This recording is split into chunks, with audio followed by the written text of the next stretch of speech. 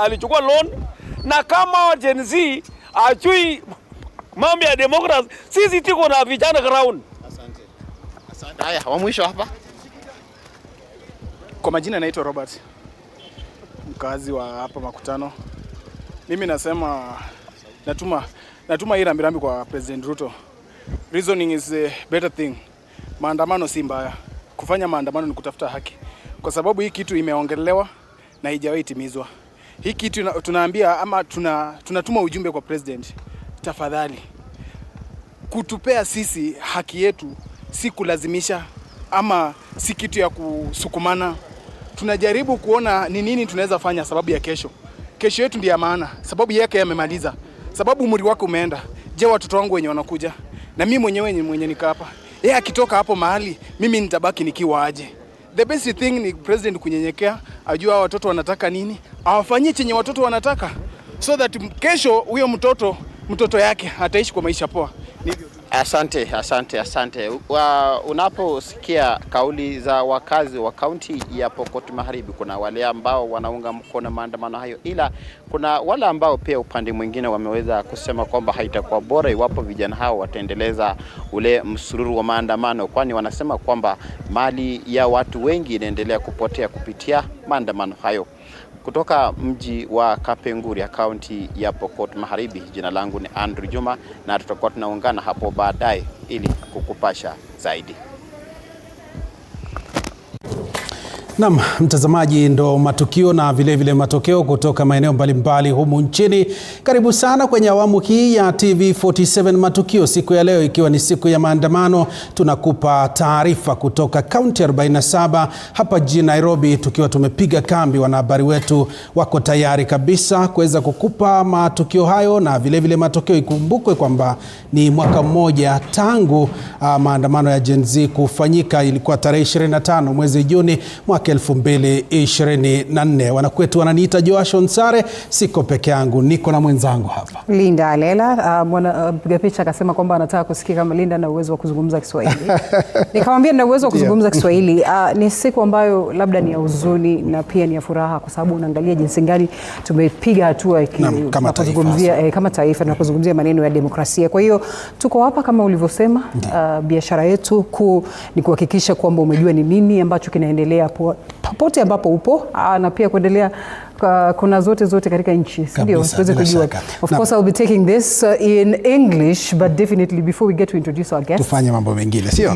Na shukrani sana mtazamaji, ndo hali halisi ya masuala yalivyo, na hivi sasa tunaanza taarifa zetu ama coverage yetu ambayo hivi sasa tunaangazia maeneo mbalimbali kule kaunti ya Elgeyo Marakwet. Fabian Kibet yupo tayari. Fabian, hali ikoje? Hebu tueleze.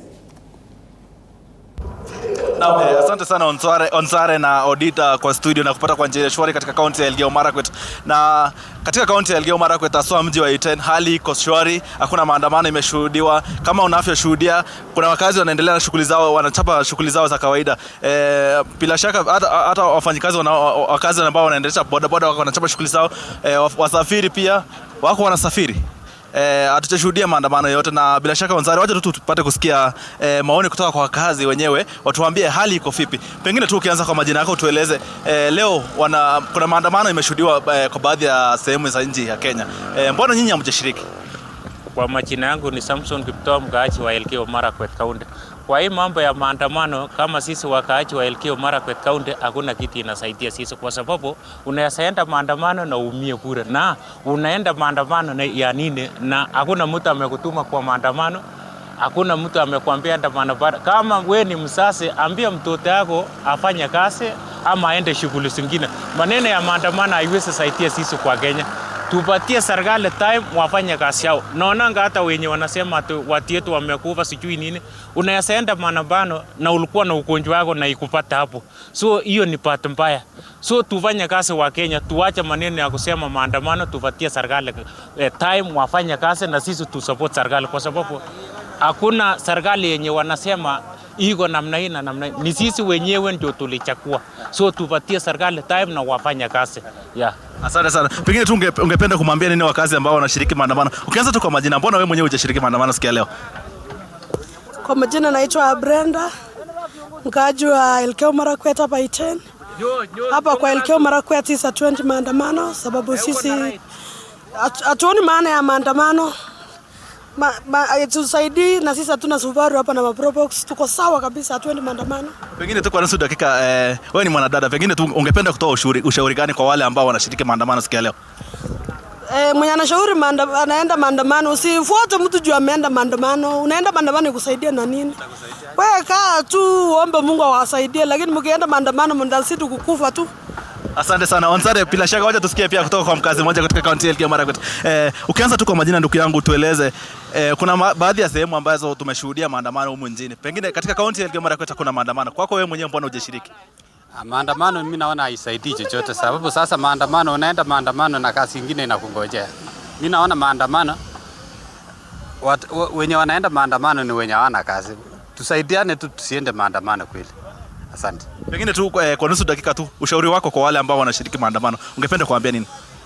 Please muachane tu na maandamano. Sioni haja ya maandamano kabisa. Asante sana Onsare. Pia kuna mkazi mwingine kutoka kaunti ya Elgeyo Marakwet. Wacha tusikize maoni yake kutoka. Ungependa kusema nini hasa kuhusiana na maandamano ambayo yanashuhudiwa katika baadhi ya sehemu ya humu nchini? Hapa Iten hatujashuhudia. Hali iko namna gani? Hali hapa Elgeyo Marakwet iko na amani. Kwanza kwa majina anaitwa Elijah Kirop kutoka hapa Elgeyo Marakwet County.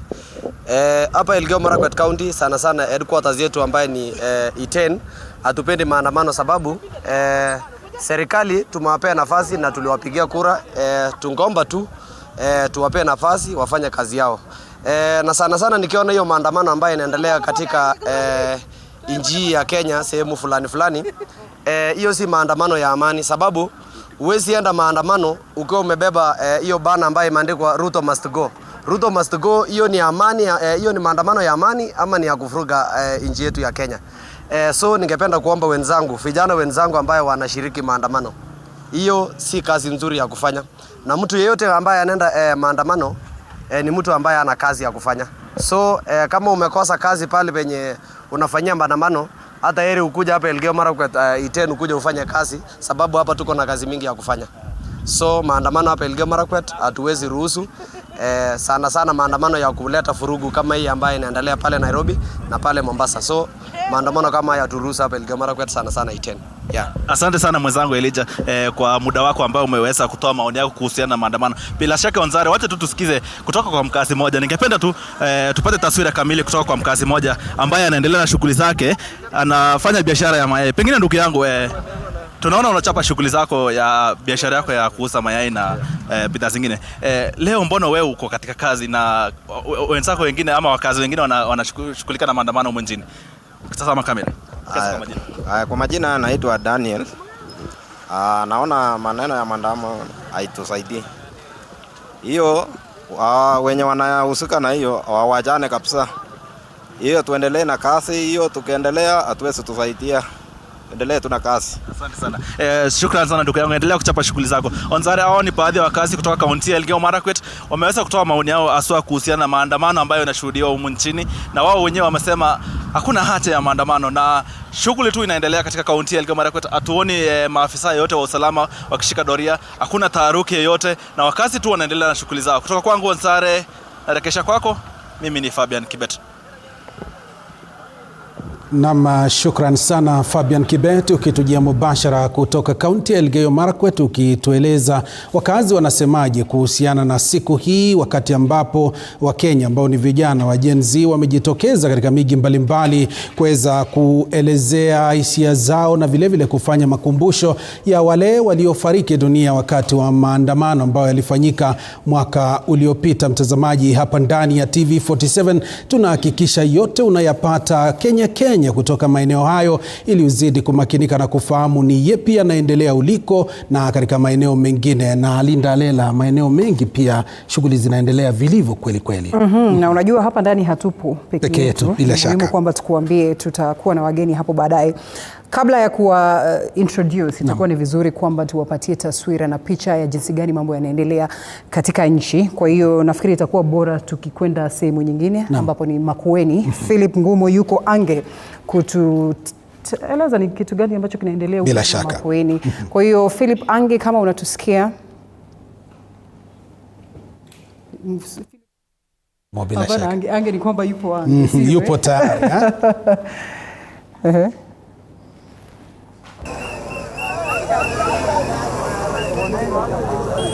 Na niko hapa katika mji huu wa Kibwezi hapa katika kaunti ya Makueni. Sehemu kubwa ya biashara katika eneo hili zimesalia kufungwa kutokana na taharuki ya maandamano ya vijana hawa wa Gen Z. Imesalia kufungwa miji mingine hapa katika kaunti ya Makueni. Tukizungumzia katika mji wa Wote, sehemu ya Imari ambayo ni barabara kuu ya Mombasa kutoka Nairobi. Na nikizungumzia vijana hawa watueleze kwa nini wamejitokeza katika barabara siku ya leo na ni kipi ambacho labda wanataka kuzungumza na kuwasiliana na vijana wengine ambao wapo katika sehemu mbalimbali katika taifa hili la Kenya. Tuungane na wao utueleza kama kijana, siku ya leo mmejitokeza hapa katika barabara. Comrades power! Gen Z power! Mimi kama kijana naitwa Chief General Commander aka Kapapa. Niko hapa Kibwezi leo kwa sababu kuna vijana wetu, mmoja alikuwa anaitwa Dennis na yule mwingine alikuwa Alex. Walipigwa risasi hii Kibwezi na askari ambao walionekana kila pahali. Lakini mpaka leo hao wazazi wanalia. Na sisi kwa sababu Kenya party leader alisema kwamba leo tutakuwa kila pahali. Tuko hapa Kibwezi kuonyesha party leader wa Ukambani kwamba tuko naye na tuko nyuma yake. Gen Z power. Tunalilia serikali na tuililia. Tunaambia Gen Z power. Gen Z power. Tunaambia serikali hatuogopi na tunasema ni one time. Safi, hebu nizungumze na wewe kama kijana. Kwa nini umejitokeza hapa siku ya leo na matamamo? Watu wa Kibwezi oye! Watu wa Kibwezi oye! Hakuna kupotea. Iko hivi, the problem is the president. The problem is the president. Tunagonje. Iko hivi, tufanye hivi, tunataka tu after the problem is the president. Safi, tueleze kama kijana, wakati ambapo mnajitokeza kwa barabara siku ya leo, ni kipi ambacho mnataka kiingie katika masikio ya viongozi na serikali? My name is James Musyoka aka Augustus Kondi, and I'd like our leaders, mostly our president, our MPs and all those people who are on top of in the leadership, I want them to feed us our justice. As you know, last year we lost our Gen Zs, we lost our heroes, and we are here seeking their justice for those who lost their lives. Wale ambao walipoteza maisha yao, kina Rex Masai, kina Alex, kina Dennis who hapa Kibwezi, and then we have the abducted who were never seen. We have BC from Bange, hajawahi onekana, tunamhitaji. We need BC, we need our justice, and again, they must stop stealing from our money. They must stop looting our money. They must stop looting our money. Kwa barabara labda ujumbe gani? Wananchi oye! Wakenya oye! Wakenya oye! To me, today I'm on the streets, all along and across the streets of Kenya, and in specific, Kibwezi. And I want to state, with fear of victimization or fear of contradiction, that we are tired of this government. We are tired. In addition, we are remembering the first anniversary of the killing of the Gen Z who are set off using live bullets. In addition, the president came out and apologized.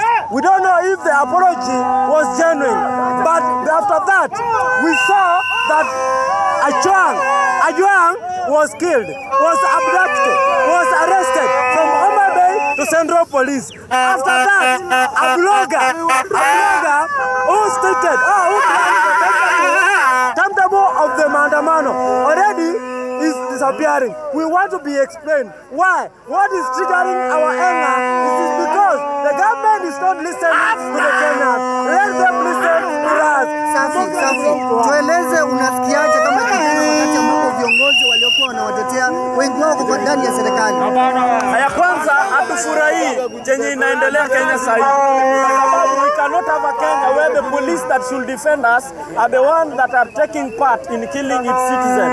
This is a government that is eating its own people. And because I don't have much to say, I want to demonstrate things in action. I just have to say that Ruto cannot go for even a full term. We need a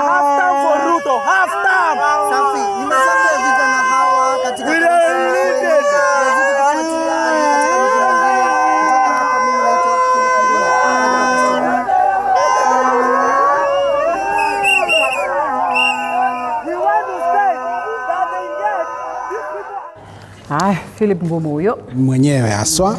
Mtazamaji, huyo ndo Philip Ngumo kutoka kaunti ya Makueni akitupa taswira ya hali halisi katika eneo hilo. Tumeona vijana ambao wamejitokeza hivi sasa wakifanya maandamano na kuzungumza na wanahabari, na vile vile mtazamaji, kwenye kiwambo chako unaona kwamba tunakupa picha za moja kwa moja kutoka maeneo mengine, kaunti ya Kisii hali ilivyo. Tumeona hali ilivyokuwa katika maeneo ya Elgeyo Marakwet, na tunaendelea mtazamaji kuhakikisha unayapata yote kadri tu yanapozidi kuchipuka kutoka maeneo hayo, ili uzidi kumakinika. Na awali ulisema kwamba tuko tayari na shughuli nzima zinaanza, wageni wetu washafika, yani mambo live. Mambo live.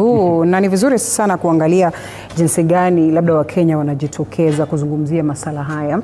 Kama ulivyoona hapo awali, alikuwa jaji mkuu David Maraga. Pia yuko pale chini kwa ground, anasema kwamba lazima atajiunga na Wakenya wote kufanya hili. Viongozi wa upinzani pia tumewaona jinsi gani. Kalonzo Musyoka alikuwa pale asubuhi na mapema sana. Ndio. Ambaye ni waziri wa mambo ya ndani. Ndio. Pia alikuwepo ground akisema kwamba ni vizuri hakikishe jinsi gani ambavyo wamejiandaa, labda maaskari, mapolisi, kuhakikisha kwamba kila Mkenya is protected. Sijui kama ndio hilo ambalo tunaliona sasa hivi. Hivi sasa labda tupate ile taarifa ambayo ilitolewa na aliyekuwa jaji mkuu David Maraga muda mchache uliopita. Waliweza kurushiwa vitoza machozi. Hebu tusikilize kauli zao tunapoendelea na shughuli nzima ya kukutaarifu mtazamaji.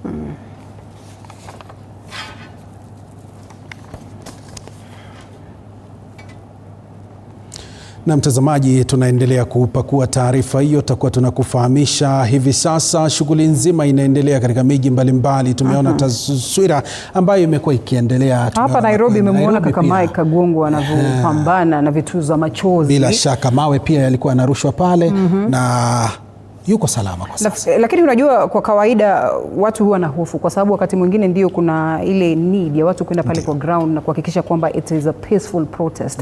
Lakini wakati ambapo vitua machozi zinatolewa, unapata inakuwa vitu vinakuwa tofauti sana. Ndio labda violence inaanza kutokea pale. Lakini hata hivyo naambiwa kwamba taarifa ya Maraga tayari. Kwa hiyo itakuwa ni vizuri sana kusikia jinsi gani alizungumza au ni nini ambacho anasema, tukijua kwamba tayari bado yuko anaendelea. Nimeona kwamba Mike anasema bado yuko pale ground, anasema kwamba ni vizuri waweze kujiunga na Wakenya kuzungumzia haya. Kwa hiyo wacha tumsikize. Violence. Yeah, so it is extremely unfortunate that the police cannot see that. The police cannot see that. Instead, they are just dispersing people. So now it is clear that the problems are actually the police, not the demonstrators. Not the demonstrators, because I was with this. I mean, what violence would you expect this mama to be there? One of them has been dispersed. I don't know where she is. It's very unfortunate that this can happen in our country. So, respect for picketing is thrown out of the window, and that is extremely unfortunate. Maybe what does such a matter? What this is saying is that you have no right to say no. You have no right to say, I disagree. And that's what we are saying. The government should be there. It should be ready to be criticized. And people, reasonable Kenyans, will see where there is unreasonable criticism. And they will themselves voice. But when you do this, in fact, you even now lose the sympathy of the Kenyans who would otherwise have been on your side. What does this mean to the parents when they're coming out here to seek justice and they're comes up with tear gas despite the police and that they would be accompanied? What was said yesterday was that the parents would be talked to. The parents would be accommodated. And they said the peaceful demonstrations should go on. Everybody said that. It is one hand giving and the other one taking away. So that is the kind of sad situation we find ourselves in. Yeah, thank you.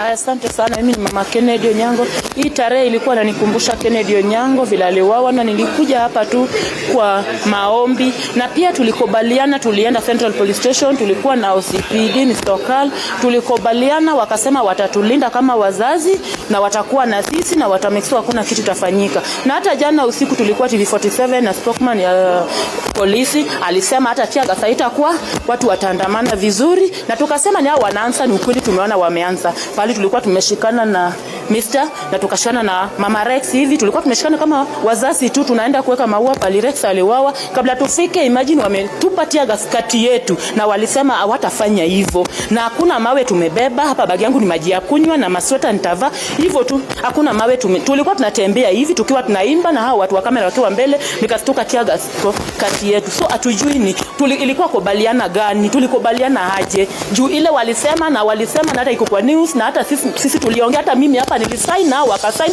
na tukapiga picha na tukakubaliana watatulinda. Na imagine kati ya familia sisi wa mama hapo ndio wamerusha tia gas. Hii tuna haya tunashuhudia siku chache baada ya William Ruto kutoa pole kwenu kusema kuwa anaomba msamaha kwa Gen-Z kwa kile ambacho. Na mtazamaji, ndo kauli zao wakati huu wa asubuhi, shughuli nzima ikiwa ni maandamano ya kizazi cha Gen-Z ambao wanafanya makumbusho ya mwaka mmoja tangu kuwe na maandamano makubwa zaidi humu nchini ambao yanahusisha vijana. Mwaka uliopita vijana wa Gen-Z wakipinga mswada wa fedha wa mwaka 2024, na ikumbukwe kwamba katika mwaka huo takriban watu 60 ama vijana 60 walifariki dunia katika maandamano hayo, kulingana na Amnesty International na vile vile IMLU ambao wametoa ripoti yao hivi majuzi. Na ripoti zinaendelea kutolewa huku watu wakisema kwamba labda hata hizo sio, hiyo inakuwa tu ni estimation, si idadi kamili. Lakini unajua ndio hapa sisi biashara yetu kuangalia ni jinsi gani ambavyo watu wanapakua hizi alafu kutuelekeza na kutuambia kwamba ni hizi. Kwa hiyo ni vizuri kuzungumzia nambari ambazo tuna uhakika nazo, ambazo tumepewa. Na tunaona kwamba mambo ni tofauti. Kuna sehemu ambapo labda biashara iendelee kama kawaida, kuna sehemu nyingine kama Bungoma nasikia mambo ni kama kawaida. Ndiyo. Labda tutaweza kujua kama kutakuwa na utofauti siku inavyozidi kuendelea. Lakini kwa wakati huu Josh, naomba uniruhusu kuweza kukueleza ni wageni wepi ambao tuko nao katika studio, na hapa upande huu wa juu kuna Peter Mutuku ambaye ni mkuu idara ya huduma hapa Nairobi. Asante sana kwa kupata nafasi. Alafu tuna Sonia Aima ni afisa wa mipango katika TISA. Asante sana. Na pia tulitegemea kumpata Michael Agwanda ambaye hajafika. Wakifika hapo baadaye tutaweza kukuelekeza au kukueleza. Alafu tuna Farida Wakio ambaye ni wakili. Farida, asante sana kwa kupata muda. Upande huu mwingine wapo wengi tu watakuwa na simama na kuzungumza na kutueleza majina yao, lakini wacha niwataje tu kwa haraka. Tutakuwepo na Rebecca Kwamboka, kiongozi wa vijana yule pale juu kama unamuona. Alafu Spencer Kagwena, mwanafunzi KU, na hiyo ni chuo kikuu cha Kenyatta. Alafu kutakuwa na Moses Reiro Sabuti, mwanafunzi pia wa TUK, na Njeri Maina, mwaniaji mwakilishi wa wodi upande wa Murang'a. Kutakuwepo na Eva Muturi, kiongozi wa vijana. Kutakuwa na Okech kwa upande huu, mwanafunzi wa MKU PLC, atatuelekeza kwa marefu labda ni nini hiyo. Alafu kuna Dennis Rinka, mwanafunzi MKU PLC pia. Alafu pia tuna Kelvin Mwangi, katibu mkuu wa vijana Tujibebe wa Kenya, nafikiri mnaijua hiyo. Alafu pia tuko na Asha Mwirigi ambaye ni mwanzilishi A&M Foundation, na pia tuko na George Mosheri, mwanafunzi MKU, na Samoja Arodi, mwanachama Commonwealth Youth Council. Alafu pia tuna Vincent Otieno, kiongozi wa vijana Kisumu, na pia Vadras Abaji Jilo, mwanafunzi MKU PLC pia. Na mwisho tuna John Mbusio, kiongozi wa vijana Kitui. Wengine wapo, wengine hawajafika, lakini ni vizuri kwamba tukuambie tu nasi hapo baadaye, na kama tulivyosema kila mmoja akipata kipaza sauti basi anatueleza jina lake na kwa madhumuni ya yule ambaye anatutazama pale nyumbani. Shukrani sana Linda Alela kwa utambulisho huo, na shukrani sana wageni wetu kwa kufika. Na mtazamaji, hivi sasa tuanze mazungumzo yetu moja kwa moja, tupate hisia za wageni wetu. Kwanza kabisa tunaanza naye Peter Mutuku ambaye ni mkuu wa idara jijini Nairobi. Karibu sana bwana Mutuku. Najua swala kama hili ni swala ambalo ni nyeti zaidi katika taifa letu. Sijui mtazamo wako ni upi kwa sasa? Maandamano yashaanza sehemu mbalimbali, inakuaje? Kabla hujazungumza, wacha niwaambie, feel free to speak any language. Kiswahili, Kimombo itakuwa bora kwa sababu najua naona wengine wanatuangalia namna gani vipi hapa. Kunaendaje? Kwa hiyo feel comfortable. Ukiona kwamba utajielekeza vizuri au utajieleza vizuri kwa Kimombo itakuwa ni bora kufuata hiyo, sio? Mutuku, sukani kwako, tueleze mtazamo wako ni upi? Mwanzo shukrani kubwa sana kwamba nimepata fursa kwa Naam. Mimi kama binadamu mwanzo. Mimi ni akili timamu. Siko zangu siko sawa. Kwa hivyo watu wakilia nalia na wao. Chungu ukiwa nipo na wao. Wakicheka tuko na wao. Siku ya leo si ya kicheko. Na mwanzo tena mimi ni mzazi na ninao na wana ambao ni wa Gen Z, miaka kama ile, umri kama ule. Kwa hivyo yale yanatokea pale barabarani waikawa ijaguza mtoto wangu binafsi. Lakini mtoto wa Josh na mtoto wa Lela ni mtoto wangu.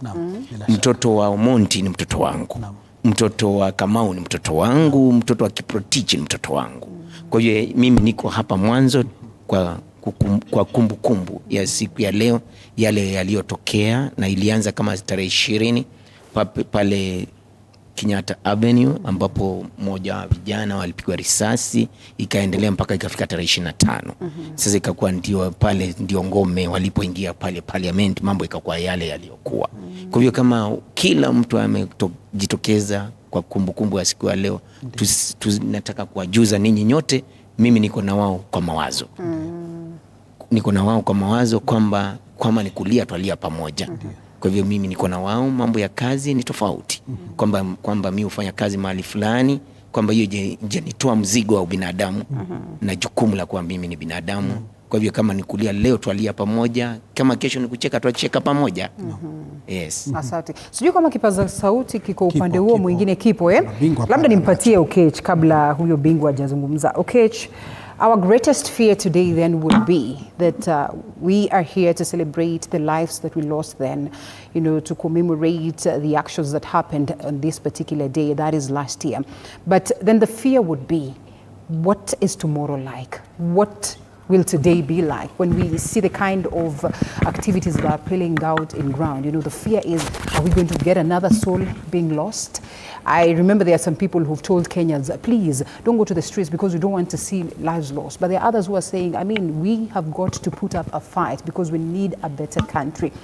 The fear goes beyond what happened last year, but what is likely to happen? From Mount Kenya University, Parklands Law Campus. And I'd love to say that leadership is what in Kiswahili they call koti la kuazima. It is transient in nature. You have it today, tomorrow it will be gone. We've had people like Adolf Hitler who are there in history. Strong as they looked, their time came and it was they had to leave. It is an aspect that most of our politicians overlook. For instance, last year, the conversation about the protest was the finance bill. And part of we used to portion part of the blame to the supernatural bodies such as the IMF and the World Bank, that they might be pushing for us to have that draconian finance bill. But the discussion today has been about police brutality. Are we still going to blame police brutality on bodies that are not within our country? This clearly indicates that it is a defect that is in the government. And recently when you're having protests about the death of Albert Ojwang, in the protests you're seeing a police officer in just daylight shooting a protestant. And this shows that in this current government, there are people who are overworking to ensure that this government looks bad. And it starts from the point whereby the police disrespect court orders. And you see, when the boss is doing so, it even creates the loophole to the entire police body, so that we are not seeing them as we used to see them as the disciplined forces. In East Africa, if you look at it on a wide scope, we used to be the pride of East Africa when it came to rule of law, whereby other East African countries could admire the judiciary of Kenya, whereby we could say politicians can do A, B, C, and D, but at least they'll have to pass through the judiciary. But we are living in times whereby court orders are being disobeyed, people are dying, and to an extent that during a protest someone can be shot. I strongly believe that unless the government does something, this will continue. And this protest, the young people should know that it should not be like a paper tiger, whereby it is scary in its nature, but upon a flame it goes up. To this extent, I mean that this protest can only be meaningful if the same youths, when 2027 comes, they can turn out in numbers and vote for a good and competent government. Yeah. Until 2027, how do we manage this, Sonia? I think mine is to say, because I work for civil society. So kazi yetu kabisa ni kutayarisha watu. 2027 cannot just pass by. Because then we have had people speak about the issues that exist. He mentioned some of them. When I was growing up, I knew Kenya is somewhere you admire being a Kenyan. But now I don't think if there are people who actually admire being Kenyans. Because then what we are seeing right now is people who are not, I still wear this thing because I hope we will get to where watu wa nje walikuwa nakuja kubai kitu. Because then it felt different, it felt unique. And as civil society, we come into the space to ensure people are ready. We do our work, teach, educate as much as possible, sensitize. I see people out there, I wish I was there. Because last year I was there. And the people who were killed, it could have been me. I was just lucky. Because then hakuna mtu mwenye ameandikiwa leo ni siku yako, right? So as we do this in 2027, it means all of us must galvanize. The youth who are here, the panel that was here in the morning said, ato kiwa youth ukipewa kiti, bado kama hauna, huwezi fanya hiyo kazi. We can't achieve what we want. But then it also calls all of us. Wenye tunajua the law, these lawyers that we are hoping will be better lawyers, are able to share what they understand. Those of us who advocate for better policies, we come on board. Sisi wote tukikuja pamoja, even our kids will know what it means to go for a maandamano. Because right now, if you, I don't know if you're parents, but when you tell your child there's maandamano, what do they say? Usiende maandamano. Because what they see on TV is a different thing as opposed to what we believe. It's a right. It's an opportunity for us to say we are not happy.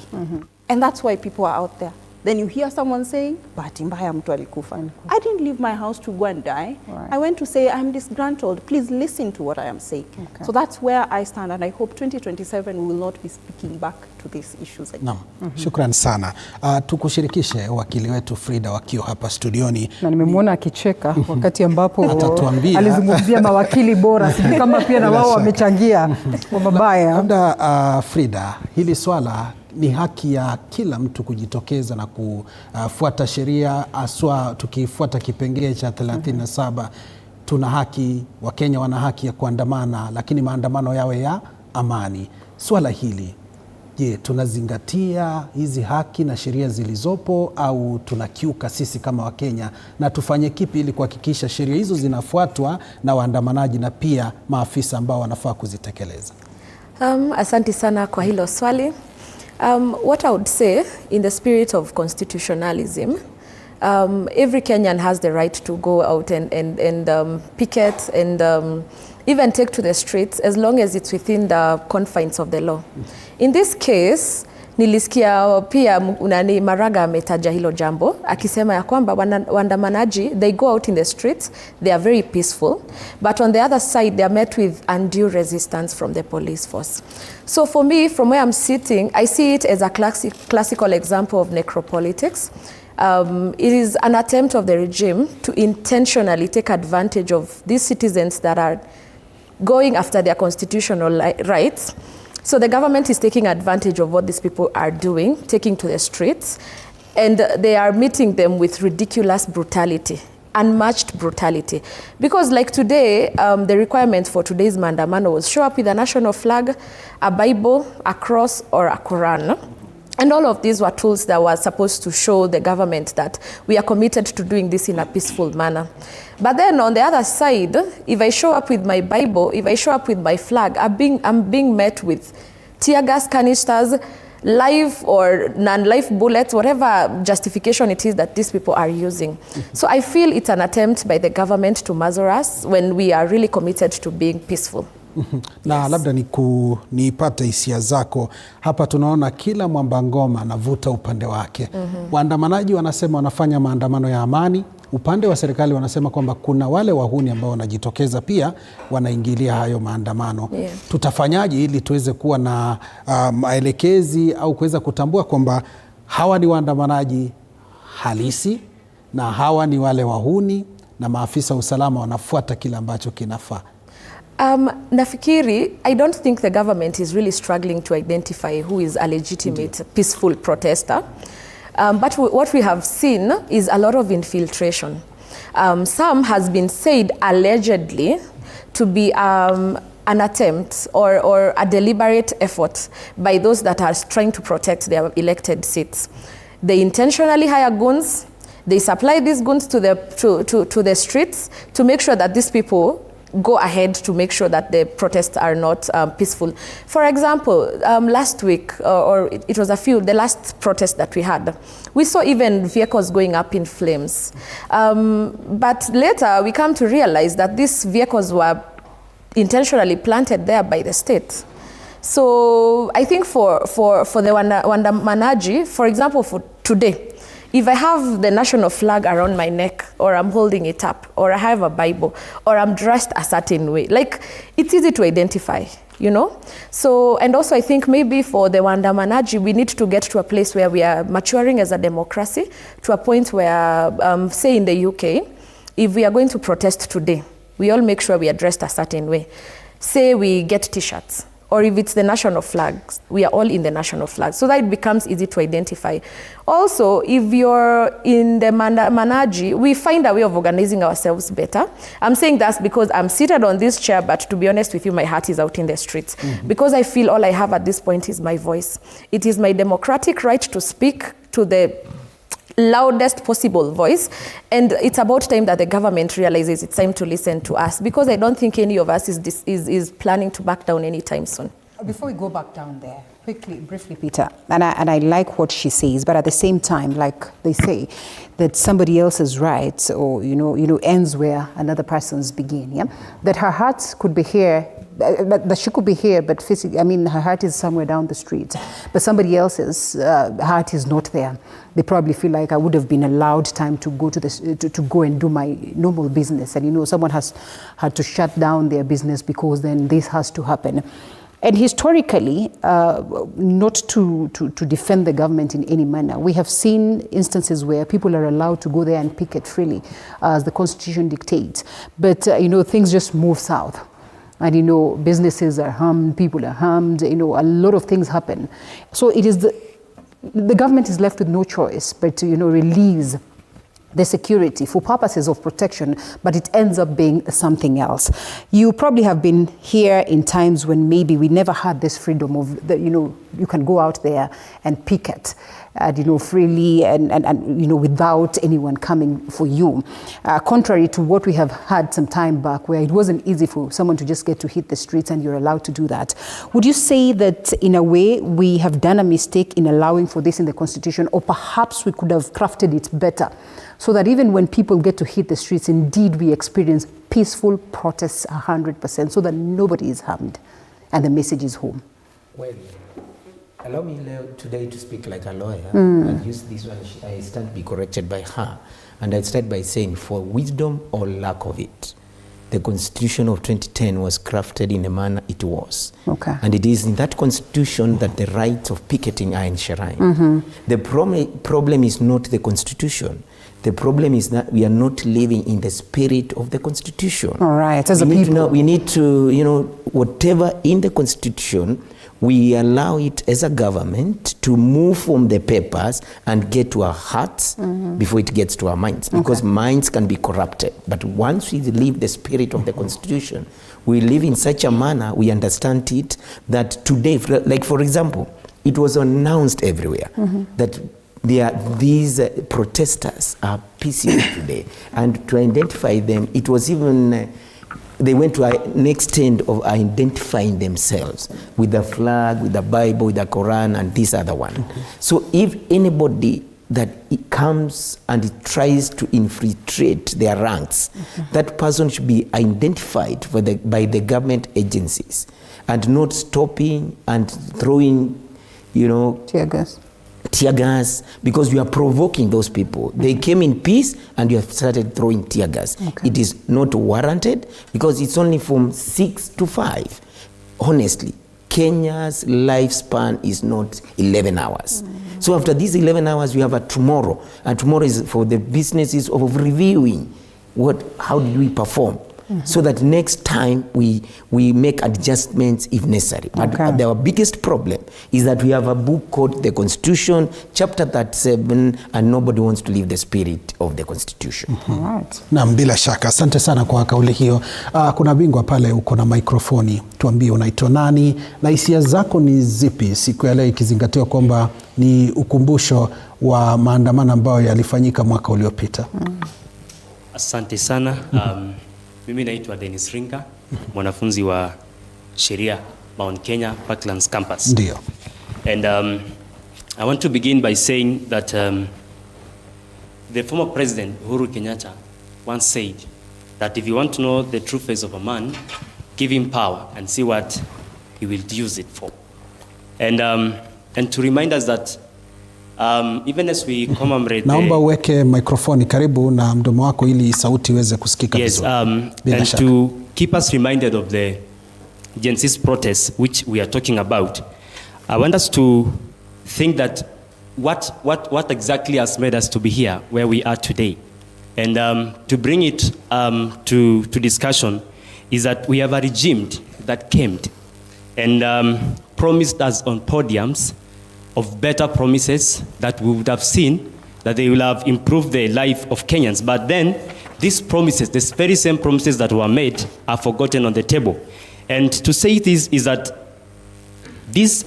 what has made the Gen Zs or ourselves to come out and demonstrate is the fact that the government of the day has ignored what it had promised, and it is not time to silence them. It is time to hear them. It is time to give them an ear. It is time to bring them on table. It is time to discuss with them. And it is time not to ignore what they are doing. Otherwise, the revolution of Gen Z is awaked. And I've just had the discussion about the constitution and constitutionalism.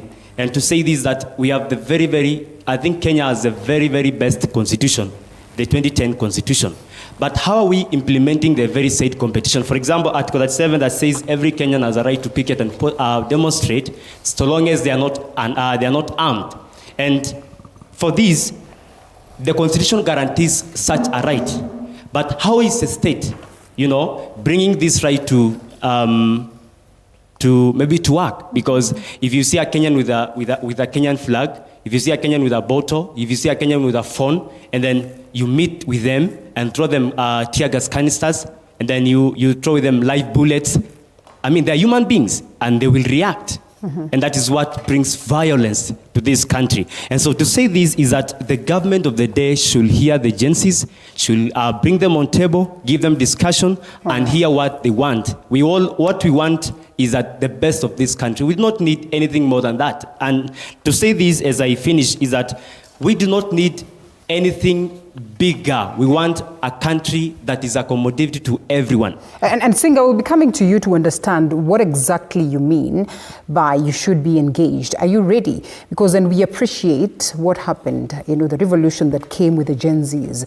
But the question was, were they ready? Because how do we talk about being leaderless? How do we talk about all this confusion until the president himself does not even know whom to call on the table for a conversation? He says, you mobilize yourselves and then reach out to me. Perhaps nobody ever did that. Today, there are some of you who are being considered as traitors because then they found themselves into political parties, and whether they're enjoying fruits or not, we are yet to see. But I would love for Kwamboka to tell us something. Kwamboka Rebecca, you see, wanasema kwamba mtafutaji hachoki na akichoka amepata. Kwa hiyo labda we still are in the streets because we have not gotten what we have wished to get. And then one would want to ask, is it worth the fight so far? Or perhaps we might as well just say, cool down and wait for 2027. Yeah, my name is Rebecca Komboka. And in this discussion, I want to make people understand that we know that we will not achieve instant change. and that's why we are constantly out there, making our voice heard, ensuring that our sentiments are heard, recording what we feel should be done at every juncture of this democracy. So the government now meeting us with vitisho every day. It's going to be hot out there. Who is going to make it hot? It's the police. The people say they were going to be peaceful. It's going to be peaceful protest. So it is the government who is instigating all this violence. The youth do not want violence. We only want to be heard. We want the democracy to actually reach a point where going to the streets is not a threat to the government.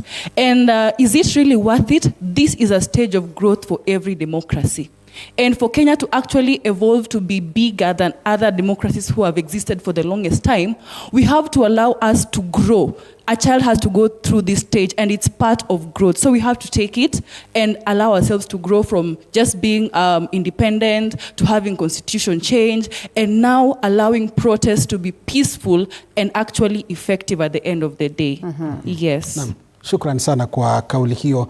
Tupate kusikiliza Bwana John Mbusio kuhusiana na kauli ya Rais William Ruto hapo jana. Amesema aliwataka Wakenya kuweza kuwaheshimu maafisa wa polisi, na akasema kwamba serikali yake iko imara kuhakikisha inawalinda maafisa wa polisi.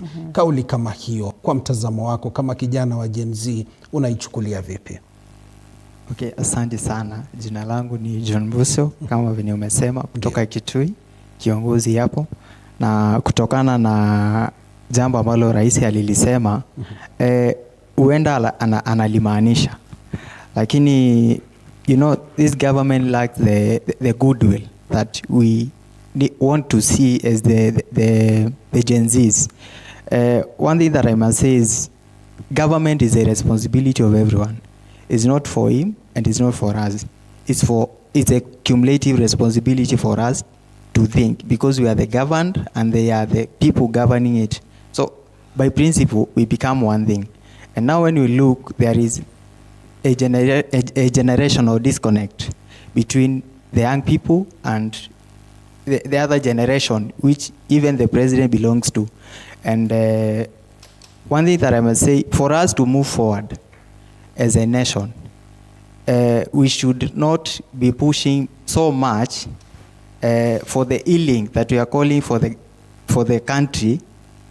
We be pushing for it like tunataka kuat on the same. We should think of a way we can heal pole pole na we achieve the change that we want.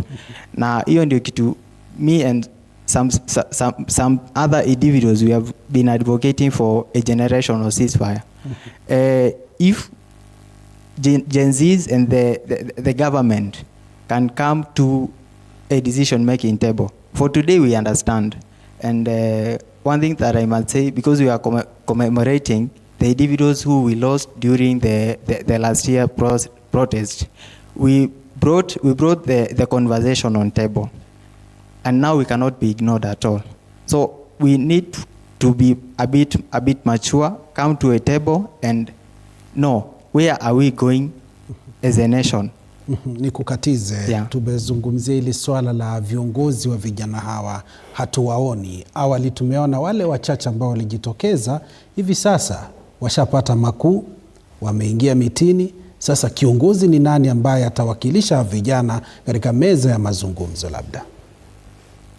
Sahi tumechanuka. Ndio. Na kusema ukweli, hata sahi wale watu walikuwa wanasema we are leaderless.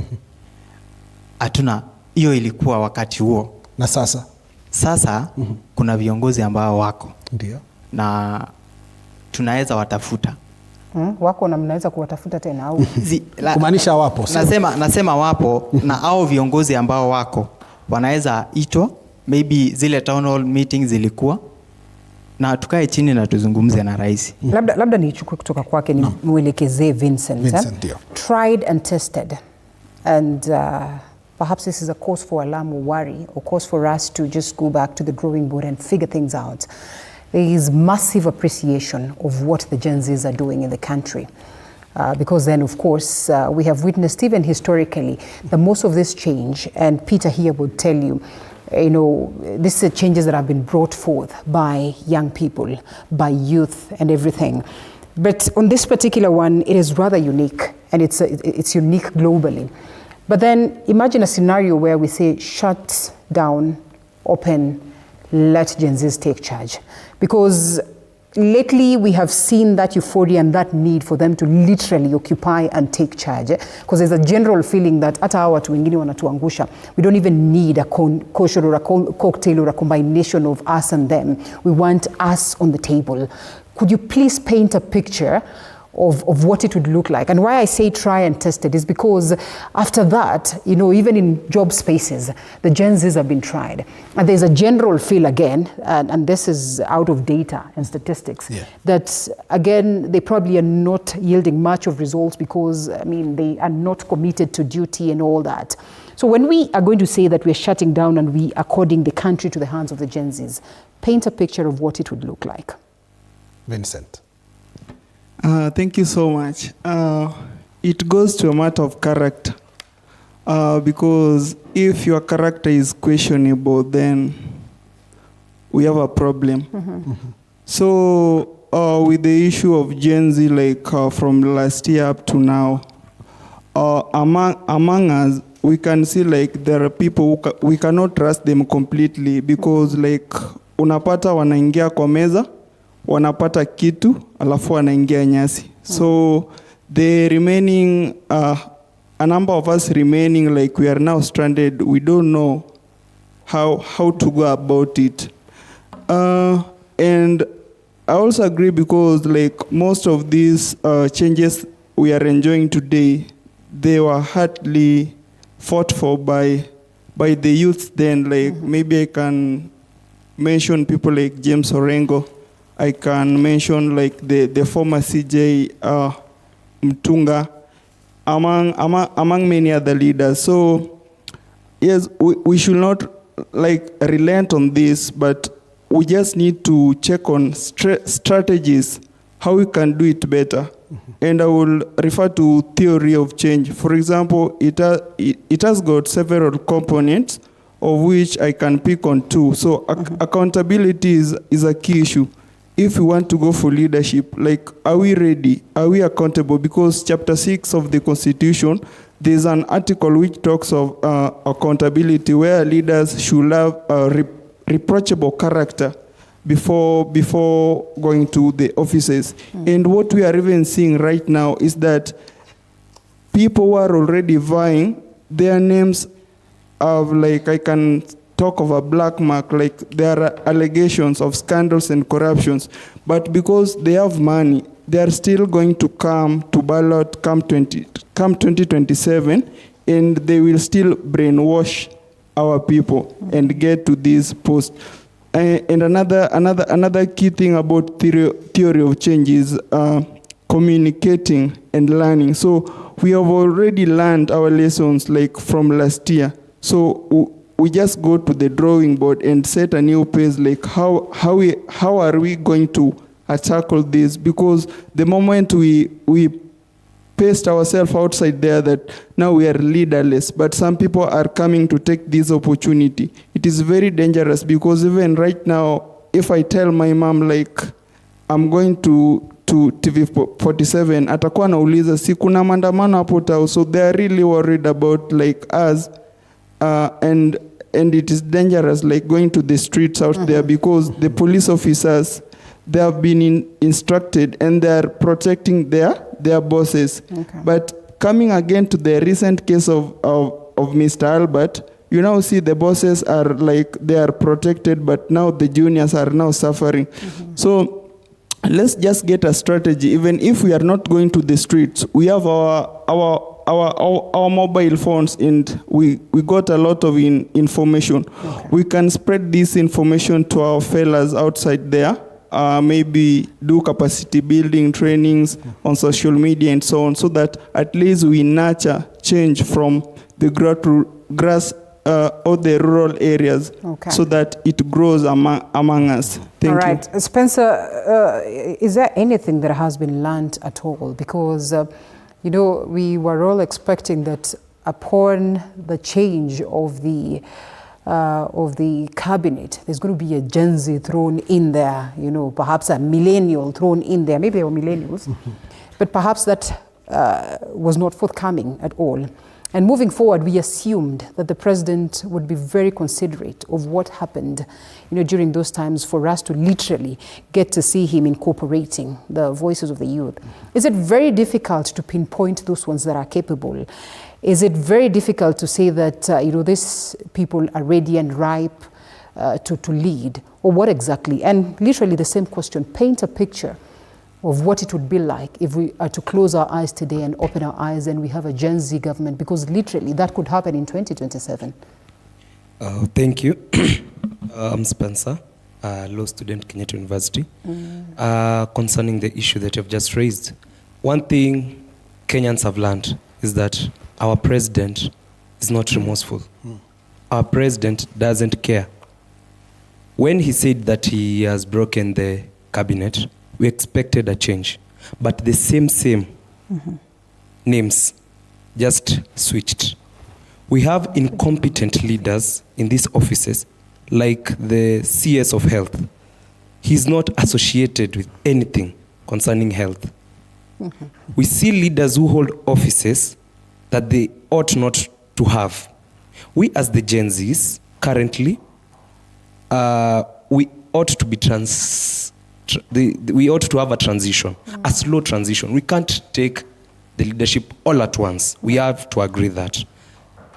And the one thing that is hindering the Gen Zs from achieving that, the strength and the weakness of the Gen Zs, sorry to say if they hear me, is our ego. The Gen Zs have ego. I can't listen to my peer. I can't believe that he has a right. If, let's say, my friend here says, this is the right leader. You know, I almost asked that nikaogopa because nifikiri mta-inject. Because I had to ask, mkona kiburi sana ama what that you're saying. Yeah, it's something that's there. Nifikiri mta-inject tu hapa nikasema let me tone down. You know, we are Gen Zs, most of the population are learned. So everyone speaks their mind. So when you go and tell your friend, this is the right leader, they will counter you. But you ask them, who is the right leader? So that will be our problem come 2027, because everyone wants to put their own leader, which means that to get this change, it might even not work for us because of our own ego. It's our strength, since it has made us go to the streets, it has brought a few changes. But if you sit back and look at 1 year down the line, is there any growth? I don't believe there is. You want to borrow some wisdom from Peter? Okay. Is there a way they can handle it different? Because we are happy with what it is that they are doing. But the question is, what's the ultimate goal? What are they going to get out of this with the kind of grievances that they raise? First of all, if they go back to their... And kindly don't inject me, eh? And don't, please, after this, don't follow me and shout at me. You'll see a Gen Z in this old man. Kindly go back to your senses. You have started it, Spencer. I listened to you. So you kindly listen to me because you started it. Now let me respond according to the way you said it. You go back to your senses and acquire a thought like this one. And I know you people have gone to school properly, and you know the meaning of vanguard. It is a group of people. A group of people doesn't mean it is a group of youths, it's a group of old men, it's a group of all of us. It's a group of society, people thinking about the problems that they are facing or the challenges that they are facing, and they want to move in the same direction. And this means then we are as important as you, and you are important as we, because there are things that you can do better than us, and there are things that we can do better than you. The day you'll sit down and understand that, and then you also understand leadership is like relay. You cannot just, you want me to drop the baton? Instead of you waiting, you come here, I pass it on to you, then you pass to the other one. So when you understand it's a relay, you'll wait for your turn. And if waiting for your turn, you are not just seated there. Like the ones who are in law school now, not law school, they are in the universities studying law. It is your business, you concentrate, you finish. You must have the capacity to finish specific assignments in the specific time allocation. Because time is the only resource that is not renewable. Once you miss 1 year because of not thinking properly, and I will not be responsible for your misjudgment. So I want to inject in you that you must judge properly, so that the time that you have, you use it appropriately, so that after your studies in MKU, you know, you just doing law. So what? You're not an advocate of High Court of Kenya.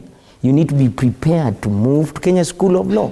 And then upon establishing that there are so many advocates in this nation that have not done probably masters in petroleum law, you pursue that. So that as you do that, you are interacting with the leaders, you are learning from us, so that when we feel is a time to exit the scene, we have somebody to pass on the baton.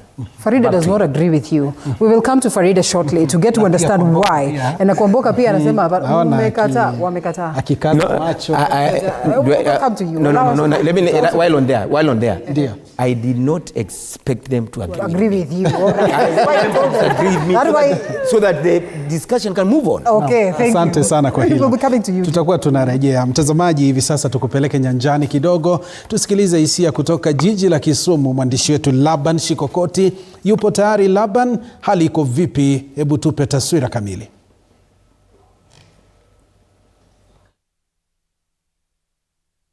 Na bila shaka nipo katikati ya jiji la Kisumu, na hapa biashara inaendelea kama kawaida. Baadhi ya maduka makuu bado yanasalia kufanya kazi tu, na vile vile wachuuzi ambao huuza bidhaa mbalimbali wapo kwenye barabara hii wakiendelea na shughuli zao za kuuza bidhaa. Leo ikiwa tu ni siku ambayo Wakenya wengi wanajitokeza kufanya maandamano, lakini kama ilivyo desturi ama ilivyo tofauti na desturi, baadhi ya wakazi katika kaunti hii ya Kisumu wamekana kwamba hawahusiki kivyovyote kile na maandamano ya siku hii. Labda tuanze tu kwa jina lako, unaitwa nani na utueleze siku ya leo ina maana gani? Maanake hatujakuwa na maandamano kama siku zingine. Kwa majina naitwa Awino Stephens, na kwa kweli kila Mkenya ana haki ya kuandamana. Imeelezwa vizuri katika article 37, there is that right of protest. Na the first thing ningependa kwa kueleza Wakenya, walio protesting, muangalie mali ya watu, msije mkaribu mali ya watu, because after this what's next? Unanipata? So wakati una protest, chunga sana mali ya mwenzako. Juzi muona venye kuna mama ameporwa sana laptops, haikunifurahisha sana. So ningependa sana Wakenya, kama mna protest, because you have the right to do that, but make sure you protect the property of the others. Hapa Kisumu maandamano tunaona kwamba kidogo hayajaanza. Ni inamaanisha kwamba hayapo ama muda ndio hujafika? Kusema kweli, Kisumu tumekuwa na maandamano mingi sana kwa miaka zilizopita, na hivi sasa tunaona Wakenya wengine pia wachukue huo mwelekezo ya kuwa saizi Kisumu si mahali pa maandamano sana. Hata kama kutakuwepo, lakini si sana. Yeah. Asante sana. Ndugu, nikija tu kwako, tuanze kwa jina lako, unaitwa nani? Naitwa Sylvester. Mimi ni mfanya biashara hapa Kisumu. Niko hapa kwa Odinga Street. Nafanya biashara. Kulingana na maneno ya maandamano, mimi naona maandamano hapa Kisumu wangetulia kidogo. Kwa sababu tumeshaona maandamano mingi. Maandamano ambayo inaitwa ili watoto yetu ndio aende wakufe barabara, that one we don't want. Kama mtu anaenda kwa maandamano, aende na amani. Si ati wanasiasa wanapigana huko juu na wanateremusha hiyo maneno yao chini, sisi ndio tuchukue jukumu, that one we don't want.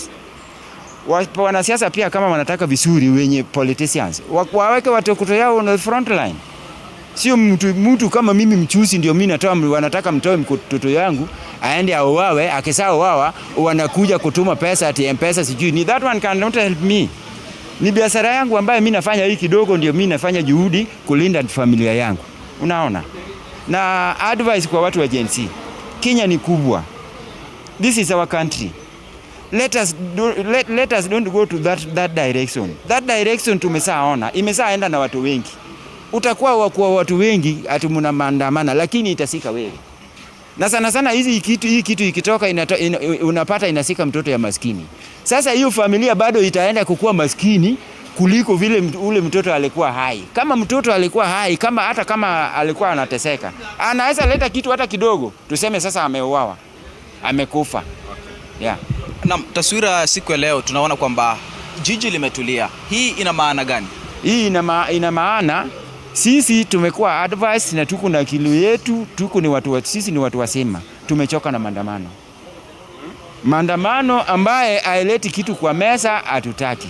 Hatuwezi enda kwa maandamano kwa sababu watu wanaandamana. Unajua iko watu wengine wako na nia ya kupata kitu kwa hiyo maandamano. Na sisi hatuna hiyo, sisi tunataka amani. Wacha watu wengine ambaye walikuwa nasema ati wacha waende wang'oe reli. We are tired of ng'oing reli bwana. We are tired. Let them also ng'oe reli. Let them also fanya vile tulikuwa nafanya. Tumesafanya. Watu wengi wamekufa. Hata wale watoto walikufa huko Kwale. Mbona hawakuita nini? Unapata politicians. Hao ndio walileta hii serikali. Sasa they are turning against this government because they have failed.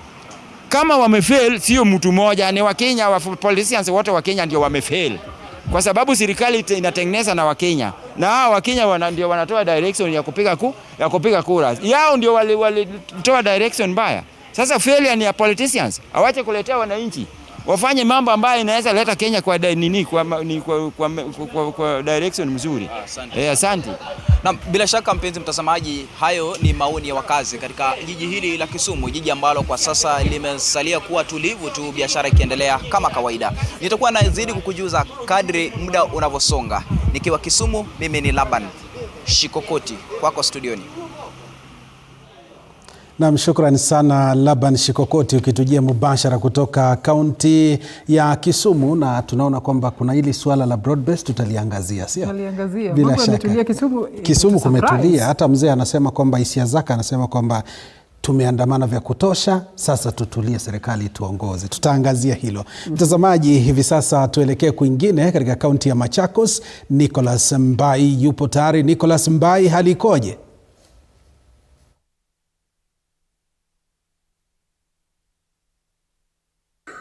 Naam, asante sana. Anasema ni siku ya ndovu kumla mwanawe. 25 Juni, siku ambayo iliwekwa kwa maandamano kwa kumbuka mashujaa wa Gen Z nchini. Mwaka mmoja umepita. Hapa ni katika kaunti ya Machakos, tayari kama unavyotazama nyuma yangu ni baadhi ya vijana ambao wameweza kujitokeza kuweza kushiriki maandamano ya siku ya leo, na nazungumza nao kuweza kulipasha mengi zaidi hivi kwamba leo swala la amani na vile wao kuandamana la kwenda namna gani. Karibu sana, nifahamishe jina lako. Kwa majina ni Kioko Muli. Siku ya leo ni sherehe kwetu kama vile Mashujaa Day. Vijana wa hii taifa tumesema tunaandika historia ya Kenya upya. Jinsi vile tu watu usherekea Mashujaa Day kina Dedan Kimathi.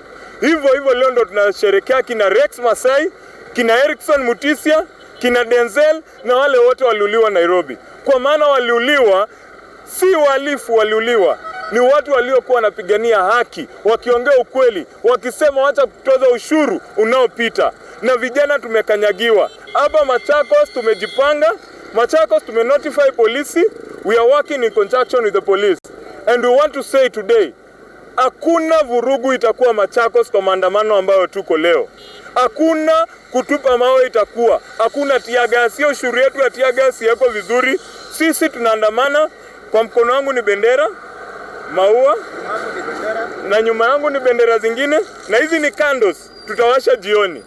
Kwa hivyo sisi chenye tunafanya leo ni kumbukumbu tu, tunajikumbusha na tukichukua na tunaitisha justice. First of all, compensation, justice, and the compensation we are looking for. Serikali tafadhali si 2 milioni. 30 milioni. Hatutaki pesa kidogo, na pia hiyo compensation sio pesa pekee. Waliopiga watoto wetu risasi wanajulikana, washikwe, wafungwe. Asante sana. Pengine kuweza kutufahamisha kaka, karibu pia uniweke sauti yako hapa. Sijui leo siku hii sijaona idadi kubwa ya waandamanaji wamejitokeza mjini Machakos, japo kwamba mara nyingi Machakos watu jitokeza baadaye. Tutarajie nini? Mmejipanga vipi? Mmesema kuna usalama, lakini kwa idadi ya vijana ambao pengine kuweza kuandamana nao inakuwaje? Kwa majina naitwa Emmanuel. Tulikuwa tumesema tunaanza maandamano yetu pale Machakos University, so tunatumai vijana watajitokeza. Maandamano ya leo ni kukumbuka wale vijana wetu walikufa mwaka uliopita mwezi tarehe 25 kama siku ya leo. Inatukumbusha kuwa vijana wameamka na vijana wanaweza pigania haki yao. Vijana wako na mambo kadha wa kadha ambao wanaendelea na kupigania. Ushuru imekuwa kubwa, vijana wamekosa kazi. Kwa hivyo tunaongelesha president wetu, tafadhali make sure vijana wameingia katika hizi nafasi za uongozi ndio upate wako na kitu ya kufanya. Utapata mambo mengi ambao unaona vijana wanafanya hayatafanyika katika nchi yetu ya Kenya. Na asante sana. Ni baadhi tu ya vijana hapa mjini Machakos ambao tayari wameweza kujitokeza ili kuweza kushiriki maandamano ya siku ya leo. Ni kwamba ilikuwa imepangwa kwamba maandamano yatakuwa yanaanza katika chuo kikuu cha Machakos University na vile vile kuingia hapa mjini Machakos na kuzunguka hadi mwisho pale katika bustani ya Mulu Mutisia Gardens ambapo watakuwa wanawasha mishumaa ili kuweza kuwakumbuka vijana wenzao ambao waliweza kufariki. Kwa hivyo hiyo ndio taswira ilivyo kwa sasa mjini Machakos. Baadhi ya maduka yamefungwa na vile vile mengine yamefunguliwa. Kwa hivyo ni hali ya 50-50 kufikia sasa, na pia shughuli za kawaida zinaendelea. Mimi ni Nicholas Mbaye nikoregesha kwenu studio kwa matangazo zaidi. Na shukran sana Nicholas Mbaye ukitujia mubashara kutoka kaunti ya Machakos ukituchorea taswira hali ilivyo na vile vile kupata hisia za wakazi wa eneo hilo kuhusiana na maandamano. Ikumbuke kwamba ni makumbusho ya maandamano yaliyofanyika mwaka uliopita na taswira ipo katika maeneo mbalimbali humu nchini. Ndio, sasa nafikiri tutakwenda moja kwa moja mpaka Murang'a County. Kaunti ya Murang'a yupo Robert Gakure. Robert, kunani? Naam, shukran sana Joash Onsare na Linda Alela ukiwa studioni, na ni kweli hii leo katika maeneo tofauti nchini vijana haswa kizazi cha Gen Z wamejitokeza ili kuandamana wakikumbuka wenzao ambao walikufa ama waliuawa wakati wa maandamano ya mwaka jana. Na kama mpiga picha wetu anavyoweza kukuonyesha ni kuwa katika mahali tulipo ni katika mtaa wa Keno, na Keno ni kiingilio cha Mlima Kenya, kwani hii ndio kiingilio cha kaunti, hiki ndicho kiingilio cha kaunti ya Murang'a, kaunti ya Kirinyaga, kaunti ya Nyeri, kaunti ya Embu na vile vile kaunti ya Meru na kaunti zingine. Na wafanyabiashara hapa wamejitokeza, biashara zinaendelea kama kawaida, na ningependa tuweze kuzungumza na wakazi ambao wanaendelea na kazi zao za kila siku ili waweze kutufahamisha wanaona huku mambo yanaendelea kwa njia gani. Tukianza na mkazi wa kwanza hapa, tuanze kwa majina, utuambie, simamia hapa, tuanze kwa majina, ukitazama pale, tuambie unaona hapa hali iko namna gani?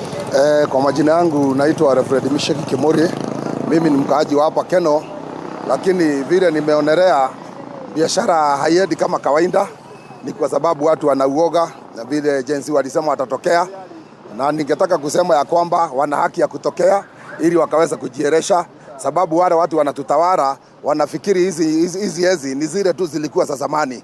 Ni vizuri wafahamu ya kwamba tumetoka kwenye zile enzi za watu kufinyiliwa na tuko enzi zingine na ni enzi ya Gen Z.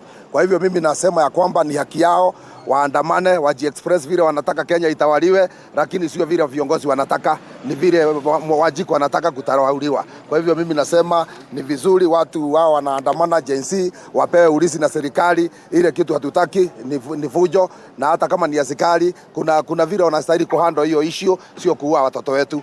Kwa hivyo tunataka kusema wapewe ulinzi, waandamane kwa amani, na matakapofika jioni tusikia hakuna mtu ameuawa na polisi. Asante sana. Nikubalisha niweze kumshirikisha mkazi mwingine hapa. Tuanze kwa majina. Tumeona wiki jana kulikuwa na maandamano, simamia hapa, na tukapata kuna wale vijana ambao walipigwa risasi na maafisa wa polisi. Wito wako kwa vijana ambao watakuwa wanaandamana hii leo, wito wako kwa maafisa wa polisi ni upi? Mimi naitwa Jogu Dongo. Kwetu ni hapa Keno, na Keno kuko sawa, hakuna maandamano, tumetulia, tunafanya kazi, tuko na shughuli zetu, kila mtu anaendelea na shughuli zake. Lakini kwamba mimi ningesema ya kwamba watoto waachiliwe tu wafanye maandamano yao kwa amani na waache kuuliwa. Juu sasa hata mkienda kuwaua, kesho yetu ile tunaangalia tutakuwa tu kama kumaliza nchi.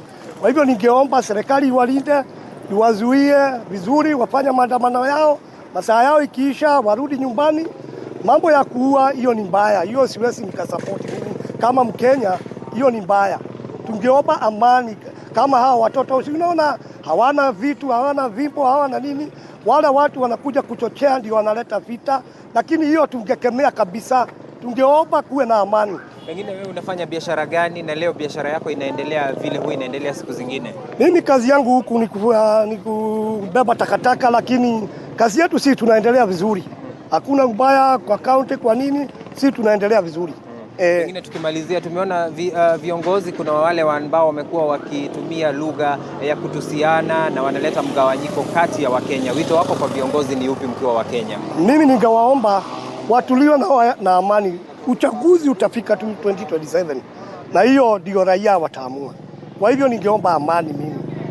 Amani. Asante sana, na ni hali ilivyo hapa mjini ama mtaani Keno.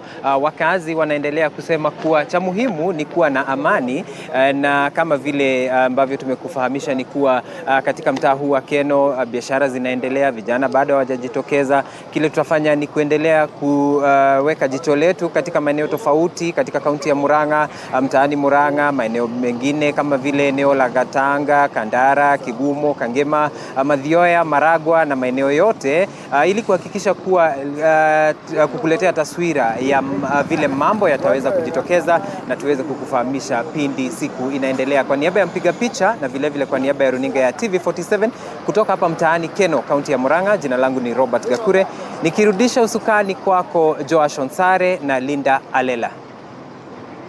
Asante sana Robert Gakure. Wanajiita doa biashara, wale kwa kawaida hawana historia ya kufanya maandamano kwa sababu biashara muhimu, ndio. Na tunaona biashara zinaendelea kama kawa. Biashara zinaendelea kama kawa. Nafikiri tutakuja kwa wageni wetu hapo baadaye watuambie wanahisi, yani tufanye analysis ya the different places ambazo tumetembelea. Pia kuna Collins Kiplagat ambaye yuko katika kaunti ya Kericho. Collins Kiplagat, usukani kwa kutuchorea taswira.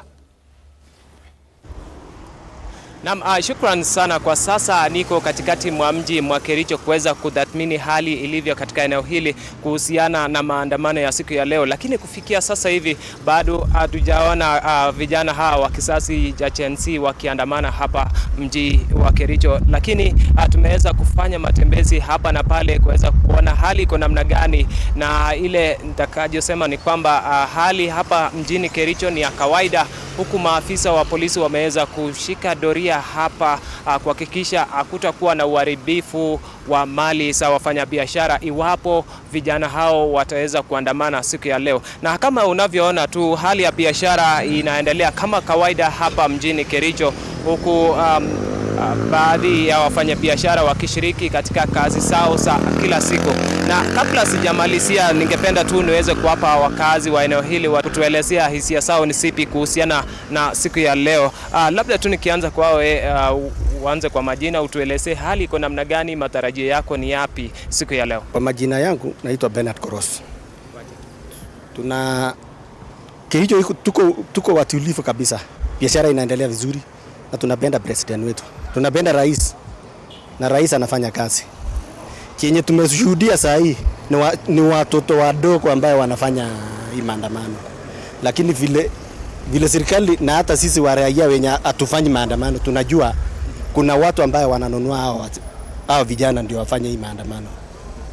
Juu tulishuhudia wenye maandishi wa habari, tulikuwa naona watu ambao walikuwa naojia hao vijana. Kuna watu ambao wananunua. Ndio ataki nchi yetu iendelee kabisa kwa njia ya economically. Chenye tunajiuliza, hii serikali ndio ikuwe staple.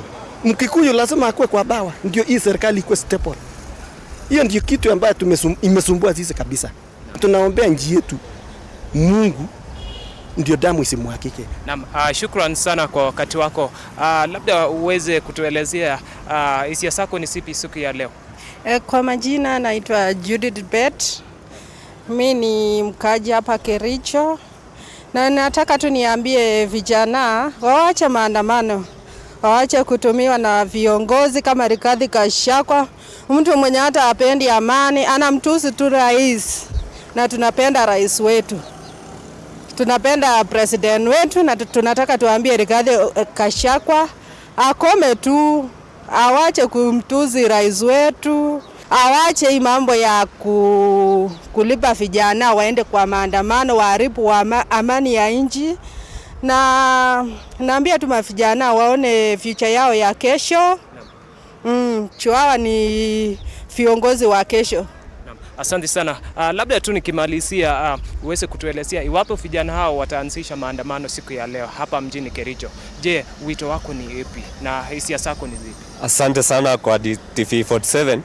Nikianza kwa majina, anaitwa Douglas Chumason Moranga kutoka eneo ya hapa kaunti ya Kericho. Nimeshukuru sana TV47 kwa kututembelea, kuja kutuangalia hali vile inavyoendelea. Ukiweza tazama hapa hali ni ya kawaida, watu wanaendelea na biashara zao kawaida, na tunaomba serikali waruhusu hao vijana waweze kufanya, ni haki yao kufanya hiyo maandamano, na wafanye maandamano kwa njia ambayo inayostahili. Ni haki yao kabisa. Hata ukiangalia wewe mwenyewe, ndugu yako akifa, ni haki yako kufanya makumbusho kwa kumkumbuka yule ambaye alikuwa mpendo wako. Hao vijana walipopotea mwaka mmoja uliopita, naomba serikali, kitu cha kwanza, serikali kuweza kuanza kutembelea wale mafamilia, kuweza kuhudhuria wao na kuwafanyia makumbusho ama kuwafanyia ile ya kuwafanyia justice kwa mambo ambayo yaliyokuwa yametendeka. Angalia wanahabari waliokufa wakati ule, angalia wale vijana walipopoteza maisha yao, na si kwa matendo ambayo ni haki yao, ni kupenda kwao kukufa kwa wakati kama huo. Lakini walipoteza maisha yao, ingekuwa ni vizuri serikali watembelee kwa familia zao kwa kuenda kuwapatia ile ya kwamba ni justice imetendeka kwa wao. Kitu cha pili, ningeomba serikali, ni vizuri sana kwa hao vijana wakifanya maandamano, vile nimeona eneo zingine za kule Kisii, nimeona Kitengela, Mombasa, vijana wameanza kutokea kwa kufanya maandamano yao. Ni vizuri wafanye maandamano, lakini wasifike mahali ambapo mumeweka zile vikwazo. Nyinyi askari mnaochunga hao vijana wakifanya maandamano, chichukulie kama ni wewe ulikuwa kijana. Mimi nimeokoka, kitu cha kwanza. Ningependa kuongea kutoka kwa Biblia, kitabu cha Yohana 21 mstari wa 18 inaongea kwamba ulikuwa kijana, ulikuwa unafanya vitu unataka, ulikuwa unazunguka sehemu ambayo unataka, ulikuwa unafanya chochote ulikuwa unataka. Kuna wakati utafika ukiwa mzee. Pia ukiwa mzee kuna wakati inafika mahali unapelekwa mahali ambapo uko unataka. So wakati huu ni wa vijana. Vijana wanaona kwamba serikali wapeleke mahali vizuri. Walikuwa wanafanya hiyo maandamano yao kwa sababu ya uchumi ambayo ilikuwa inasorotesa nchi yetu ya Kenya. Maana hapo ni vizuri wao kufanya haki, kwa maana hawako wanapelekwa vizuri. Kwa hivyo serikali ya Kenya na kuomba waruhusu wafanye maandamano yao, wakumbuke wenzao waliowafia na wafanye maandamano iliyo ya haki. Ni hayo tu ningependa kuambia serikali ya Kenya, iwaruhusu wao vijana waendelee kufanya maandamano, lakini hapa Kericho naona kuna hali ya utulivu na wanabiashara wanaendelea kufanya biashara zao vizuri. Asanteni kwa TV47. Shukran sana. Kama ulivyosikia ni kwamba hapa katika mji wa Kericho biashara unaendelea kama kawaida tu, hakuna tatizo lolote ambayo imeweza kushuhudiwa hapa. Vijana wa kisasi cha Gen Z bado hawajaanza maandamano yao hapa Kericho. Tunazidi kufalia njuga ili tuweze kufahamisha mtazamaji wetu kile ambacho kinaendelea kote nchini. Jina ni Kiplangat Collins, kwako studio. Shukran sana Kiplangat Collins kutoka kaunti ya Kericho, ukitueleza hisia za wakazi. Ni kauli nzito kweli kweli. Tumezisikiliza. Wageni wetu, mtakuwa mnatolea hoja zenu, kauli kama hizo zinamaanisha nini. Lakini tuelekee kwingine. Naarifiwa tunaelekea maeneo ya Taita Taveta. Julius Mariki yuko pale. Bila shaka. Julius. Na shukrani sana kutoka studioni. Mie ni Julius Mariki, kaunti ya Taita Taveta. Kama alivyosema, nipo katikati ya mji wa Voi siku ya leo, ambapo ni siku ya vijana kuwakumbuka wenzao waliopoteza maisha wakati wa maandamano ya mswada wa fedha mwaka uliopita. Na sasa nitakuwa na kujuza hali ilivyo katika mji wa Voi. Shughuli za kawaida zinaendelea licha ya kwamba ni siku imekuwa ya kijibaridi. Kuna kijibaridi cha kutosha, kuna manyunyu kidogo racha, lakini kama mpiga picha wangu atakavyokuonyesha sehemu hii ya mji wa Voi, shughuli za kawaida zinaendelea. Maduka yameweza kufunguliwa, wale ambao ni vijana wa bodaboda, wale ambao ni uchukuzi vile vile wameweza kuchukua nafasi zao za kibiashara, ambapo shughuli za kawaida zinaendelea. Tumeweza kuona pia vile vile maafisa wa usalama wakiendelea kushika doria sehemu mbalimbali za mji huu wa Voi kuhakikisha kwamba kuna usalama wa kutosha kwa kila mmoja ambaye ni Mkenya ambaye yupo katika mji huu wa Voi. Kwa hivyo shughuli hizi zinaendelea. Bado hatujaona makundi yoyote ambayo yamejitokeza kufikia sasa katika mji wa Voi, lakini iwapo hilo litatokea hapo baadaye, basi tutakuwa tunapata kumjuza mtazamaji wetu wa TV47 kwa kile ambacho kitakuwa kinajiri kwenye kaunti ya Taita Taveta. Lakini kwa sasa hali ni tulivu, biashara zinaendelea kama kawaida, wengi wakifuatilia tu matukio katika miji kuu, ikizingatiwa pale mji wa Nairobi na vile vile mji wa Mombasa kutoka hapa pwani. Kwa hivyo nitakuwa narejesha usukani kwako studioni, ila tutakuwa tunaweka jicho makini hapa nyanjani kuhakikisha kwamba tunamjuza mtazamaji kile chochote ambacho kitakuwa kinajitokeza siku hii ya leo. Kwako studioni. Naam, shukrani sana Julius Mariki kutoka mjini Voi, kaunti ya Taita Taveta, ukizungumzia hali ilivyo na kutupa taswira na kutuahidi kwamba yale yatakuwa yanajiri basi tutakuwa tunayapata. Na Linda, kuna mabingwa ambao tujasikia sauti zao. Kwanza kabisa tusikilize sauti yake Kevin. Kevin, hivi sasa tumezungumzia mambo mengi. Mzee wetu hapa Peter amezungumzia masuala mazito kweli kweli.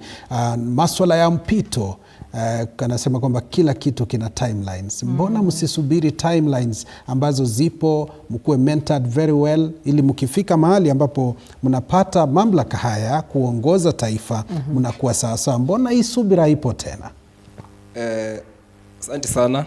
First off, allow me to start by congratulating as a media station for your good coverage. You can tell that you're very, you're putting in the work to get us a picture of what is happening in the country. So congratulations for that. Number two, allow me to stand in solidarity with the mourning Kenyans over the loss of 60 people. 60 is not a small number. One is not even a small number. So we really offer our condolences as young people to the many families who lost their loved ones.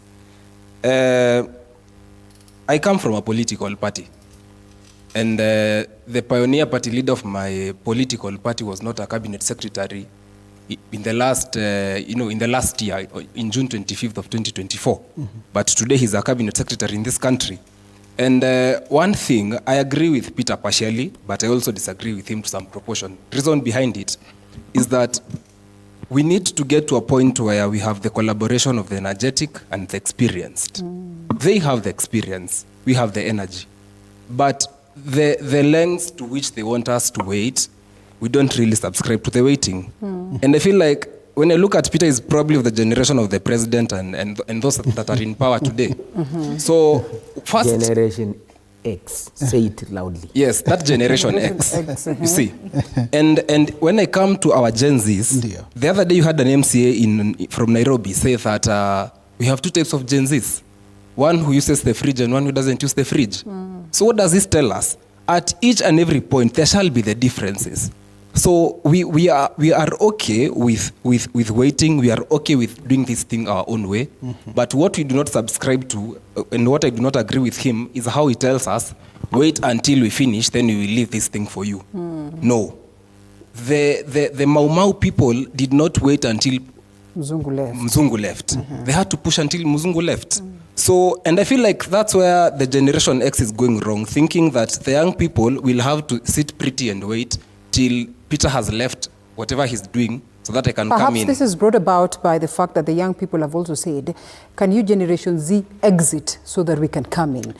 Like you have not exhibited that need for collaboration and for being nurtured and for working together and acknowledging that, that there's need for that so that you are nurtured and then that transition is so smooth. I agree with you. We've not really gotten to the point of letting things flow smoothly.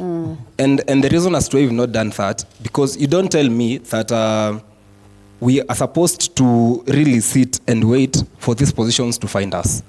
You see, we are losing the point when we want to focus all the fight we are, or rather all our energies on the presidency. The president can only be one.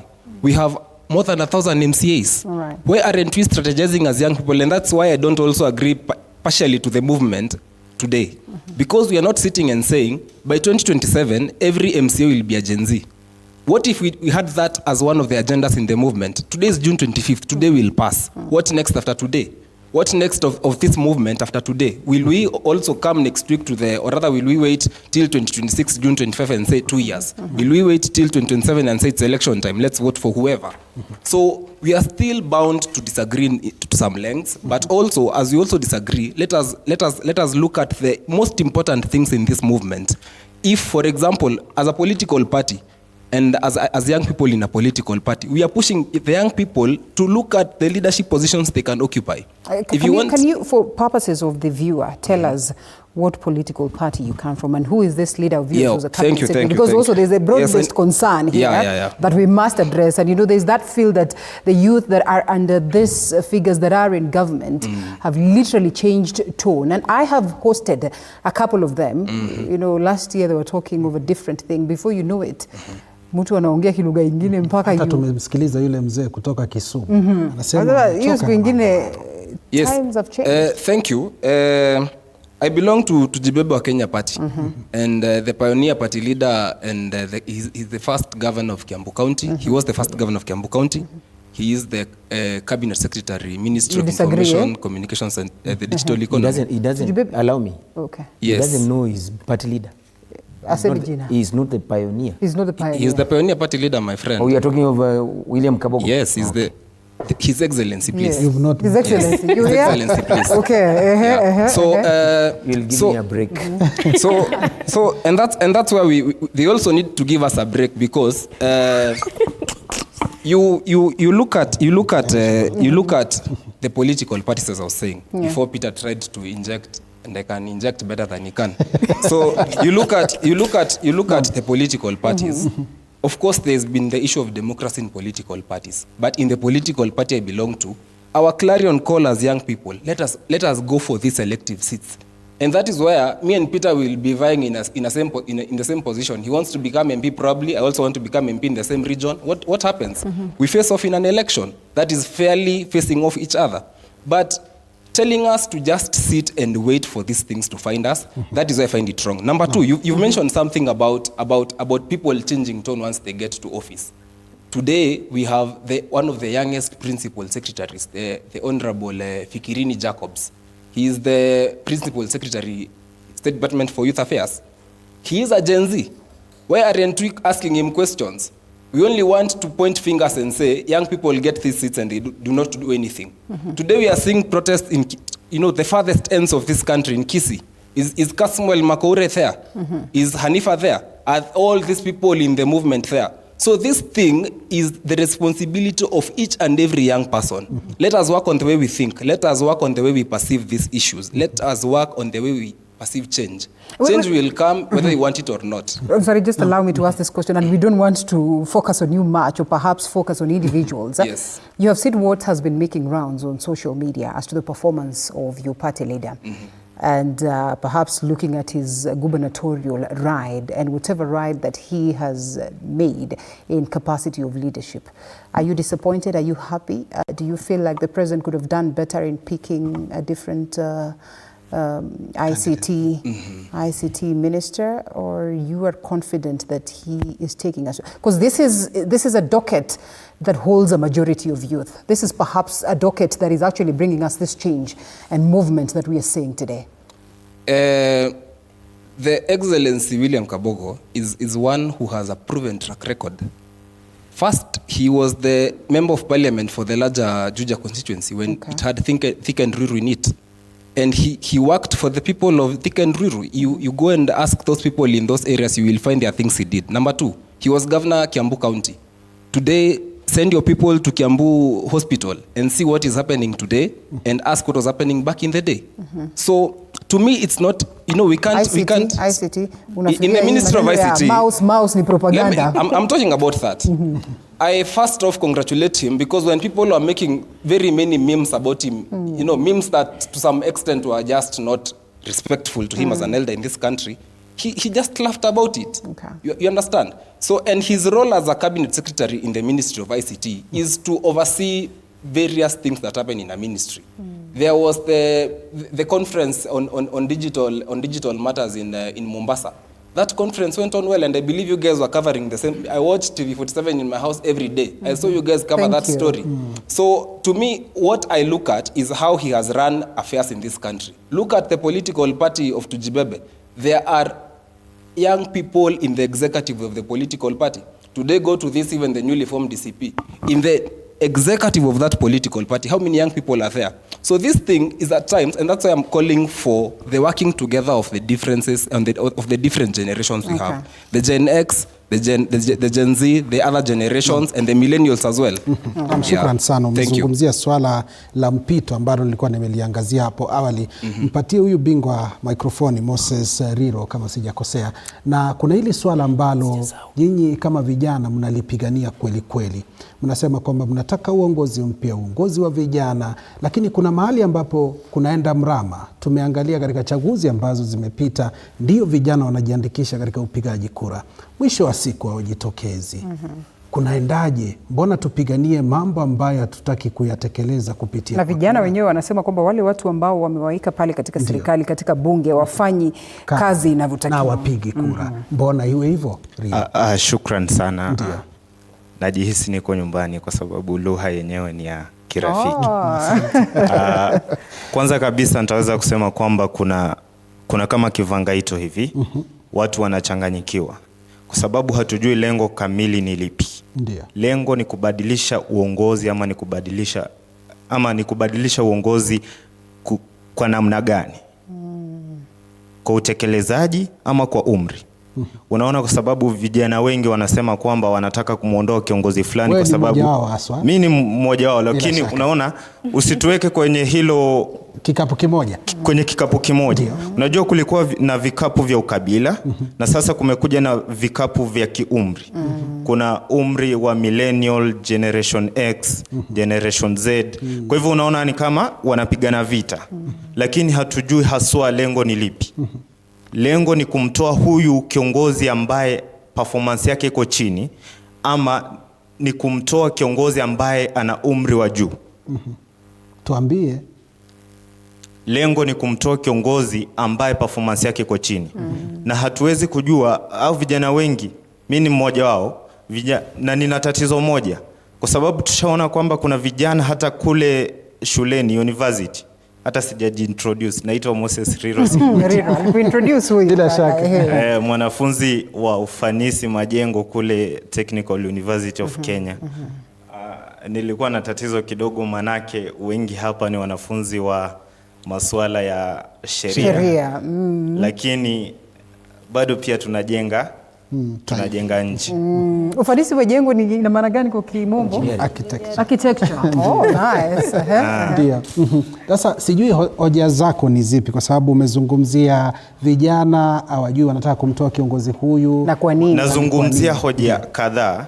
Kuna makosa kimsingi ambao vijana huwa tunawafanya. Ndio. Kama mwaka uliopita tuliingia kwenye mitaa tukawaondoa watu, wengi wetu wakafa. Lakini roho zao zinapolala kule makaburini, tunaombea dua familia zao. Lakini je, wanaridhika na wanayoona? Kwa sababu makosa ambayo tulifanya, kwanza hatukuwa na kiongozi, hatukuwa na mipangilio ya kutosha, hatukujua lengo letu ni lipi. Na bado hayo makosa ndio yanajirudia kwenye hizi movement zinaendelea. Kwa hivyo hata ninapokaa hapa nikiwaona wengi wetu wakiwa kwenye streets, hawajui lengo, wamevutwa tu. Na kuna ambao huwa wana take chances.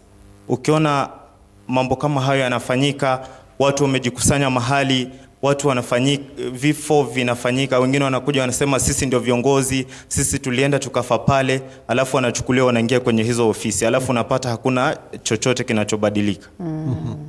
Basi Rinka anataka kujibu, lakini Rinka tusikupatie nafasi. Wacha yule kaka hapo nyuma kwanza. Kaka hajatoa sauti, tumsikize sauti yake, alafu microphone. Na naona Peter pia anataka kuwajibu kweli kweli.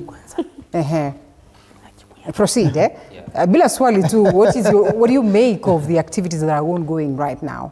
Okay, so first introduce yourself. Yes. My name is George Mushiri.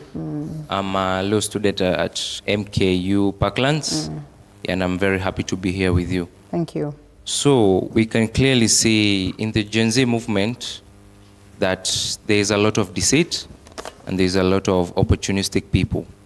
Now the real question here is, I'd like to also nazataka ku strengthen point ya Comrade Ruri here.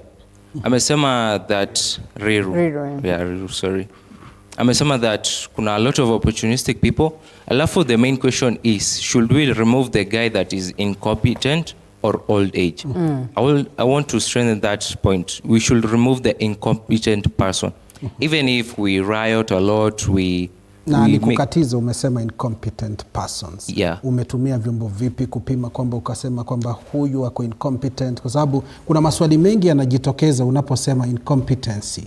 Kwa sababu ikumbuke kwamba hata awali tumeona katika baraza la mawaziri kuna semi ambazo zilikuwa zinatajwa kwamba watu ambao ni wana ule utepetevu, hawafahamu wanachokifanya. Umetumia kipi kupima? Ni poor performance. Tunaangalia corruption here. We look at kazi wanaifanya aje. There's a lot of people, like ukiangalia, let's say some constituencies, you can clearly see some students hawana bursaries, barabara zimeharibika. So hiyo ndio tunatumia kuangalia hii incompetence. It's all about the performance. Kwa kawaida wanasema kwamba development speaks for itself. Ya kwamba kama kitu kinaendelea utakiona. Kwa hiyo labda kulingana na wao ndio vigezo haswa. Yani mwenye macho angetazama bila shaka. So ndio nilikuwa nasema, like if you look at these incompetent persons, these are the enemies compared to the old personnels. So I was saying that yes, the Gen Zs, we are rioting. We want these rights. Yes, we are angry. I don't sikatai na hiyo, but we also need to have knowledge and form a political party. That's what I was thinking, so that we can shield ourselves. And I was saying that, let's say in 2027, it's not about, we can hold placards here and roam the streets, but if every Gen Z runs in 2027, we can save our country as we want, not just talking, shouting and tear gas hapa, maandamano hapa na pale.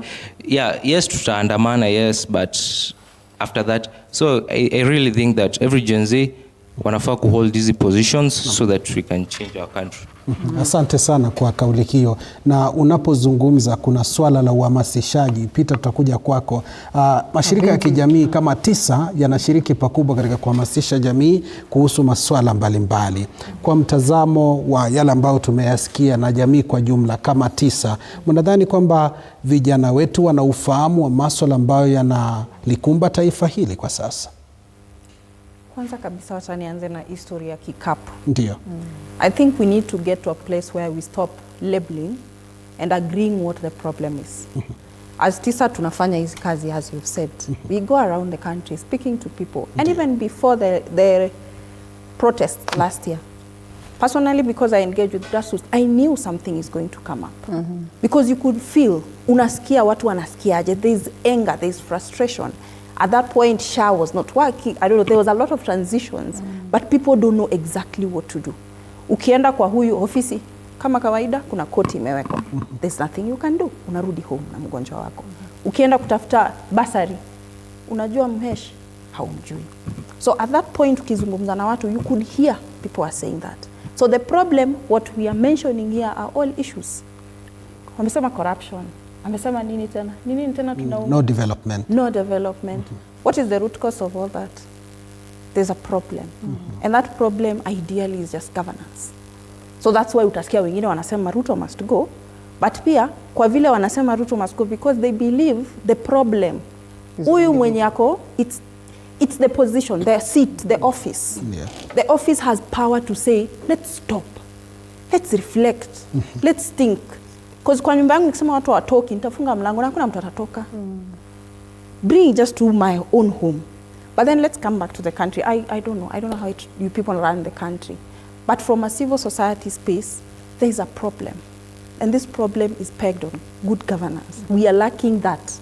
And everyone has an idea. Most of the time we start our sessions by asking, what does good governance look like for you? And people will point out development. I don't know where this broad-based thing ilikuja ikatu corrupt. So hatujui issue ni gani kwa sababu if someone says, yeah, uko sawa, unajiuliza uko sawa because you are privileged, you're forgetting behind you, the privilege runs it ends with you. Saa zile watu wako watakufa, si tutakuja kuchanga. Because privilege ilishia kwa nani? Kwa Sonia. So that's what we need to discuss. As we put vikapu, we are putting it kina Peter on one kikapu. We are putting Gen Zs on one kikapu. Sisi millennial hata tujuangi tunaikwa wapi. But tuko mahali. Can we all come together and see how then do we bring us together? How do we come together? Yes. And perhaps this goes then to Farida, because for a moment there was that feeling that we have literally broken the chains of tribe and buried them. For a moment it felt like, oh, he is going to marry in this region and they're going to bring up a baby who literally is tribeless. But it surprises me that today, contrary to what it is that we witnessed back then, for a moment we forgot about dynasty and hustlers and everything, and we almost feel like we are Kenyans. But today, because in this side of Nyanza, the broad-based is being enjoyed literally, you will not see them hitting the streets. Because in this side of Central, Wamunyoro is being hit, there's that feeling that wana target mtu wetu. That because today, Kalonzo Musyoka says we're going to go hit the streets alongside Kenyans, then this side of Machakos, Makueni, you're going to see demonstrations. That today, because this sides of Rift Valley are enjoying the fruits of the broad-based government, they say everything is fine and we can see development. And literally you cannot close your eyes to the fact that tribalism, that we are so ethnocentric and it's so evident. It's a very good observation. Ilianza ikiwa Gen Z. But right now, tuko na Gen Z Mkikuyu, Gen Z Mkale, Gen Z from these various tribes. It's how the system is set. For me, I will blame the system. I was actually a part of the political party. The way everybody is saying form a political party. I was the national interim treasurer of Inject Party, which did not even make it. That one has died on arrival. Yes. Even the founder literally has said, I can now walk freely without thinking about politics. Oh yes, and for him, you could see a classical example of a leader that I thought could go against the system as it has been formed, which is a generational conspiracy. If you ask me, his generation, which were the youth of 1980s towards 1990s, they failed to pass the baton. That attitude that they are saying we wait our turn, I'm personally vying for MP Gishogo 2027. And most people have told me, why don't you go for the MCA seat? It's like you're not seasoned for this position. I went through law school. I literally know how the constitutional process works. So on what basis are you disqualifying me? So back to your question, it's a system that has been set by the political class and unfortunately by his generation, the generation of the president, the generation of your party leader, the generation of our fathers, the generation that is saying tusiende maandamano tutauliwa. That generation failed us and it let it go down in history. That generation failed us. You know, Omondi, Eric says Gen Zs hawana plan kama Wamunyoro group. That generation appears to have a plan that the Gen Zs do not have. No, we have a plan. You do? I'm actually not a Gen Z, I'm a millennial. You're a millennial. Yes, but we have a plan. And the plan that we had at Inject Party, the one you said is dead on arrival. We were I did not say, is it not evident? Dead. No, it is not dead. It was not dead on arrival. You will be surprised. We have over 5,000 potential aspirants who are ready to run on the ticket. Right. Like most of us became frantic when our party leader bowed to the pressure. We did not know what next. Do we join Wamunyoro? Because I come from Mount Kenya. Do I go bow down to the Wamunyoro movement? I admire him as a person. Story for another day. I think he has served his purpose. And we can actually make it story for today, but anyway. I feel he served his purpose. Unfortunately, he served his purpose in a way that reinforces the tribal politics in our country. So before you stand to criticize a system, it is good for us to go to the very beginning and ask ourselves, what design or what default did we follow to end up at a point where for you, umesikia mama moja ameuliza ati kwani lazima president akuwe Mkikuyu? Like how is it that we got here as a nation that for the nation to be governable, the ruling class has to come from a particular community? Yes. Okay. Yeah. I think Rinka has Rinka, kuna kitu kinamwasha. Hebu tusikize. Yes, nataka kuzungumza kidogo, labda sijui niseme kupinga yale ambayo labda wenzangu wamesema kidogo tu. Jambo la kwanza ni kusema Gen Z is a true movement and is a revolutionary movement. Okay. And the reason today why we are in this studio is because there was a movement that emerged and forced the government to bow and hear the voice of the people. Now, as we do that... And did it really bow?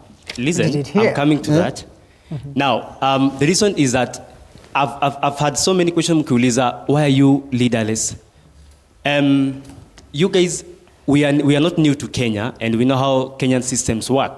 That in a point that you have something that is contrary to someone who is superior than you, kuna vile mtu huitwa, usungumziwa, then anakuwa kicked off, na ananyamazishwa na ile jambo.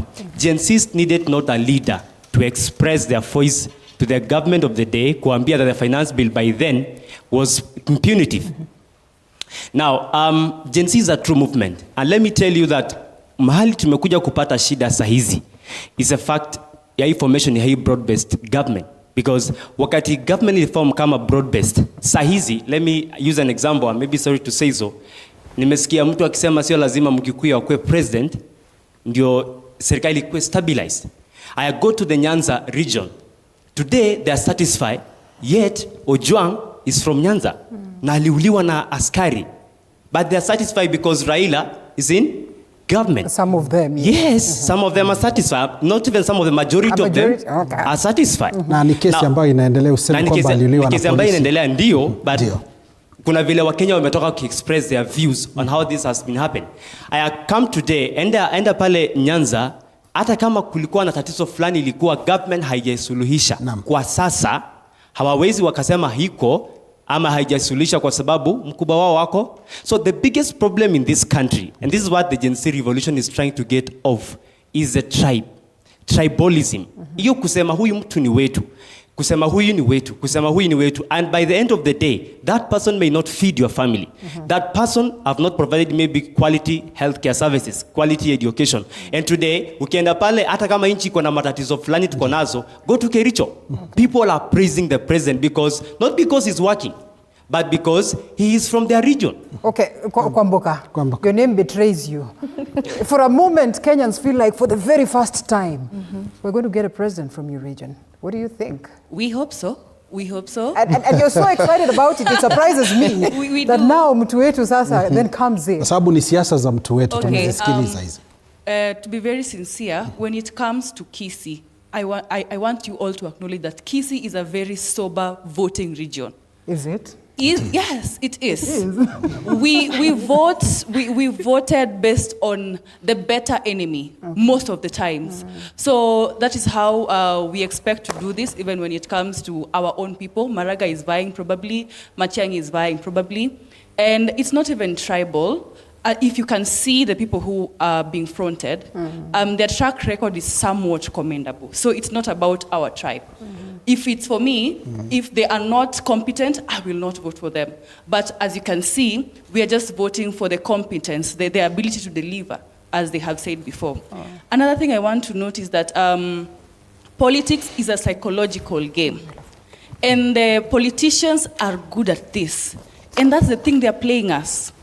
2022, Ruto played us the hustler dynasty game. He told us that, you know what, it's time for somebody who is from the grassroots to lead. And we felt it and we agreed with that. I didn't, but people did, okay?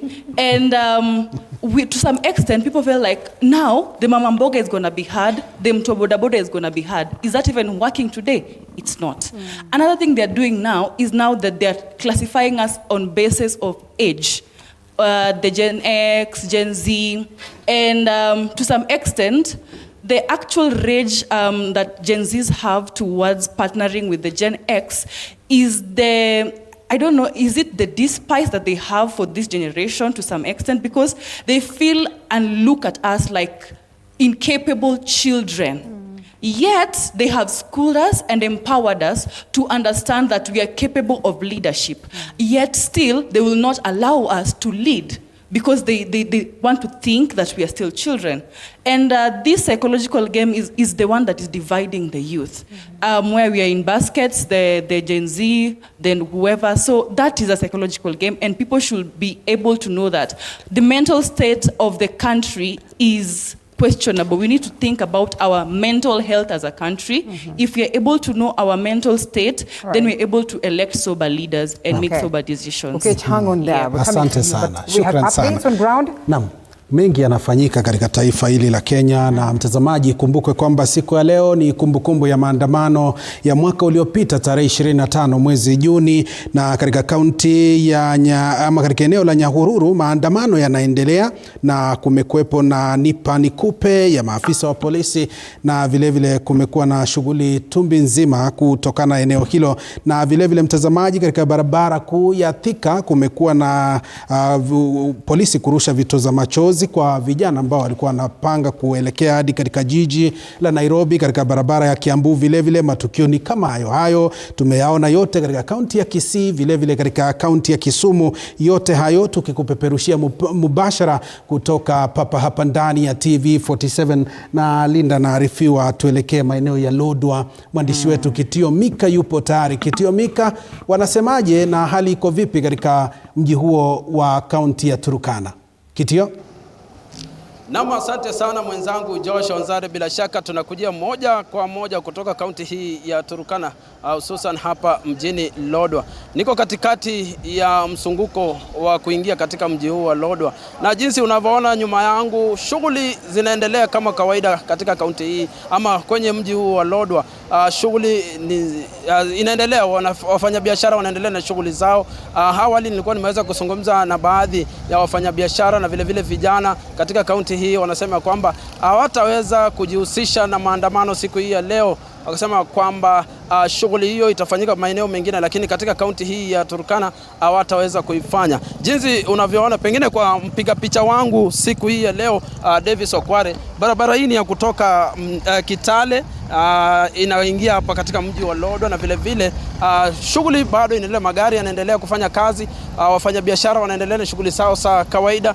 Na jinsi unavyoiona Josh Onzare, bila shaka barabara hii ni ya kuelekea Kakuma.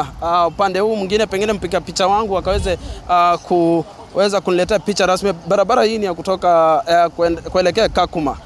Jinsi unavyoona biashara inaendelea, wafanya biashara, wananchi wako katika pilika sao za kutafuta riziki yao. Maandamano hamna hapa. Awali vijana walikuwa wameweza kusema kwamba wataweza kushiriki, lakini kufikia sasa bado hakuna mtu yeyote ambaye wameweza kufanya maandamano katika eneo hili. Pengine kwa manufaa ya msikilizaji wetu wa TV47, tukisongea maeneo haya, pengine mpiga picha wangu njoo hivi upande huu. Kwa manufaa ya mpiga picha wangu ama manufaa ya wasikilizaji wetu wa TV47, barabara hii ni ya kwenda Uganda. Jinsi mpiga picha wangu anachukua picha hii, na shughuli bado ni zile zinaendelea kama kawaida. Pengine nitaweza kutembea niweze kukuletea taswira kamili. Tuelekee hivi niweze kukuletea taswira kamili ya jinsi mambo yalivyo katika mji huu wa Lodwar, na shughuli zinaendelea kama kawaida. Vijana wamesema kwamba hawataweza kushiriki maandamano,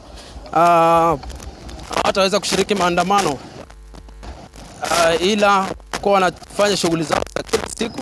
Na jinsi unavyoona barabara hii ya kuelekea nchini Uganda, shughuli za biashara endelea na shughuli zao sasa. Pengine nitakuwa nazungumza na wananchi hapa hivi wakaweze kupea taswira kamili ni nini, mbona hawajaweza kuandamana. Awali walikuwa wanasema kwamba wao wataweza kushiriki maandamano. Pengine usongea hapa hivi tuweze kuzungumza na nyinyi. Wewe ni kijana, na je, mbona hamjaweza kushiriki leo katika maandamano? Sisi bado hatujashiriki katika maandamano. We believe maandamano itakuwa kwa wale wataweka maandamano. As Turkana County want to focus on some so conundrum things. Isikuwe tu maandamano ambayo iko orchestrated na siasa. Tunataka ile maandamano ambayo inazingatia mambo ambayo ili happen Todonyang. The killings of more than 46 people. That is what we need to consider. It's not a matter of kuandamana tu ile bure. we want the lives because Turkana is also taxpayers. They should therefore be considered. What happened at Napeton? Those are things kama kuna maandamano ifanywe kuhusu haya mambo. Lakini kwa yale maandamano kama kuna ile itafanyika, iwe very peaceful na isikuwe ya vita. Pengine nizungumze na wewe. Majina yako binafsi, na nimeona shughuli inaendelea kama kawaida, na vijana walikuwa wamesema kwamba maandamano siku ya leo wataweza kuendelea na maandamano kwa kukumbuka wale wengine. Mbona bado tunaona shughuli? Je, ni nini? Kwanza kwa majina naitwa Bernard Kerio. Mimi ni mkazi wa hapa Turkana, activist Turkana County.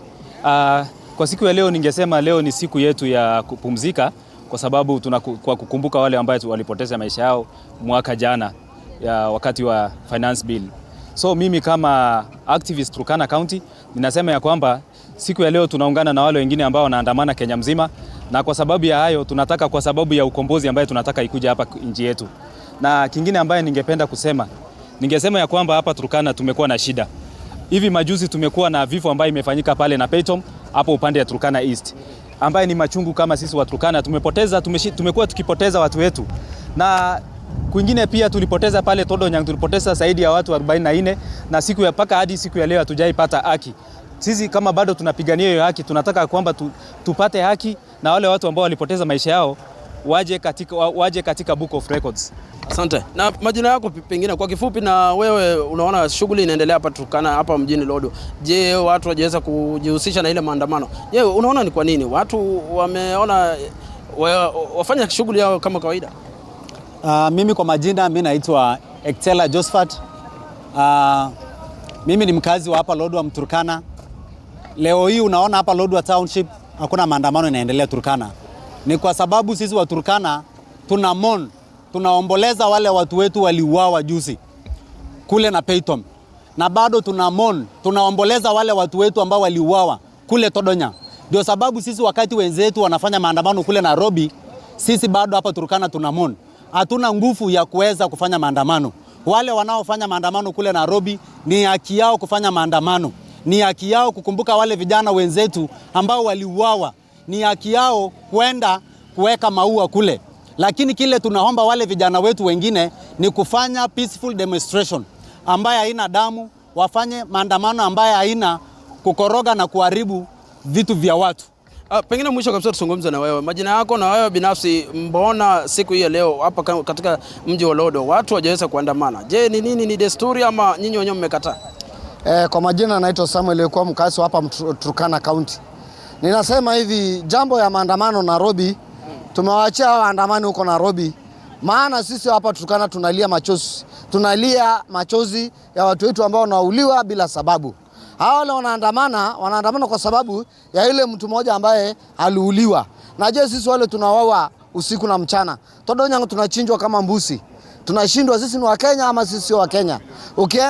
Ukienda na Paytom, unapata mwaka huu walichomewa nyumba, watu wakaungua ndani, serikali hakuna hatua yenye alichukua. Sisi tunafanya maombolezi ya watu wetu wale wameuliwa na Paytom. Sisi hatutaki maandamano, mambo ya maandamano ikae mbali pamoja na sisi. Na asante sana. Bila shaka Josh Onzare pamoja na Linda Alela, hawa ni wakazi wa kaunti ya Turkana, jinsi wanavyosema kuhusiana na swala zima la maandamano. Hawajaweza kufanya maandamano, lakini wanasema kwamba wanalilia haki, wakaweza kupata haki kwa wale wananchi walioweza kupoteza maisha yao kule maeneo ya Todonyang na Paytom. Kutoka kaunti ya Turkana, mimi ni Kitio Mika na kurejesha kwako katika studio zetu za TV47. Kwako Josh Onzare. Shukran sana Kitio Mika, ukitujia mubashara kutoka mji wa Lodwar, kaunti ya Turkana, ukitupatia taswira ya hali ilivyo, na ni dhahiri shairi shughuli zinaendelea kama kawaida. Na mtazamaji, taarifa ambazo pia tunazidi kuzipokea hapa ni kuhusiana na mamlaka ya mawasiliano nchini ambayo hivi sasa inatishia kuweza kusitisha matangazo ambayo yanapeperushwa kwa sasa, na ndo taarifa ambazo tunazidi kukupasha. Tutaendelea kukupa hatua kwa hatua yale yote ambayo yanajiri kutoka maeneo mbalimbali humu nchini, na ni matukio ambayo yanajirudia kwa sababu katika taifa hili kumekuwepo na hizo historia kwamba iwapo jambo ambalo linahatarisha, linapeleka taifa katika sehemu fulani, basi mamlaka ina uhuru wa kuweza kuzima vituo vya kupeperusha matangazo haya. Sisi tuko hapa tunasubiri tuone, kwa hiyo tuzungumze haraka kama umepata nafasi basi mbio. Peter, tunarejea kwako. Asante sana. kuna mmoja anaitwa Kevin. Kevin Mwangi. Na Frida pia wakili. Farida. Kwanza mwanzo ni majirani wangu na nawazungumzia kama majirani. Cousins au majirani ya aina gani? Kwanza nitakuja hapo. Jambo la cousins nitazungumza baadaye. Yaani majirani kivipi? Kwani hapa au mimi mwanzo naitwa Peter Mtukumtua. Yeye nakwambia mimi natoka Samgani. Yeye akisema Kiambu mimi ni jirani yake. Kweli kabisa. My great grandmother ni kutoka huko Kishogo. Labda sisi tuna uhusiano, lakini hayo ni siku nyingine. Haya, sawa. Nataka kumjibu. Kila wakati ndugu yangu ni muhimu sana you take notes of what somebody is saying. When I said, I asked everybody here, because after this I would wish to enroll all of you in my school of thought to guide you on what to become, what you wish to become.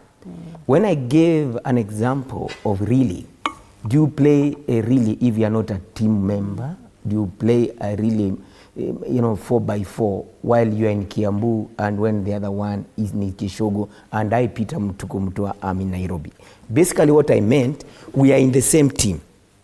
Because you cannot pass the baton if that person is not there. The team is not about age.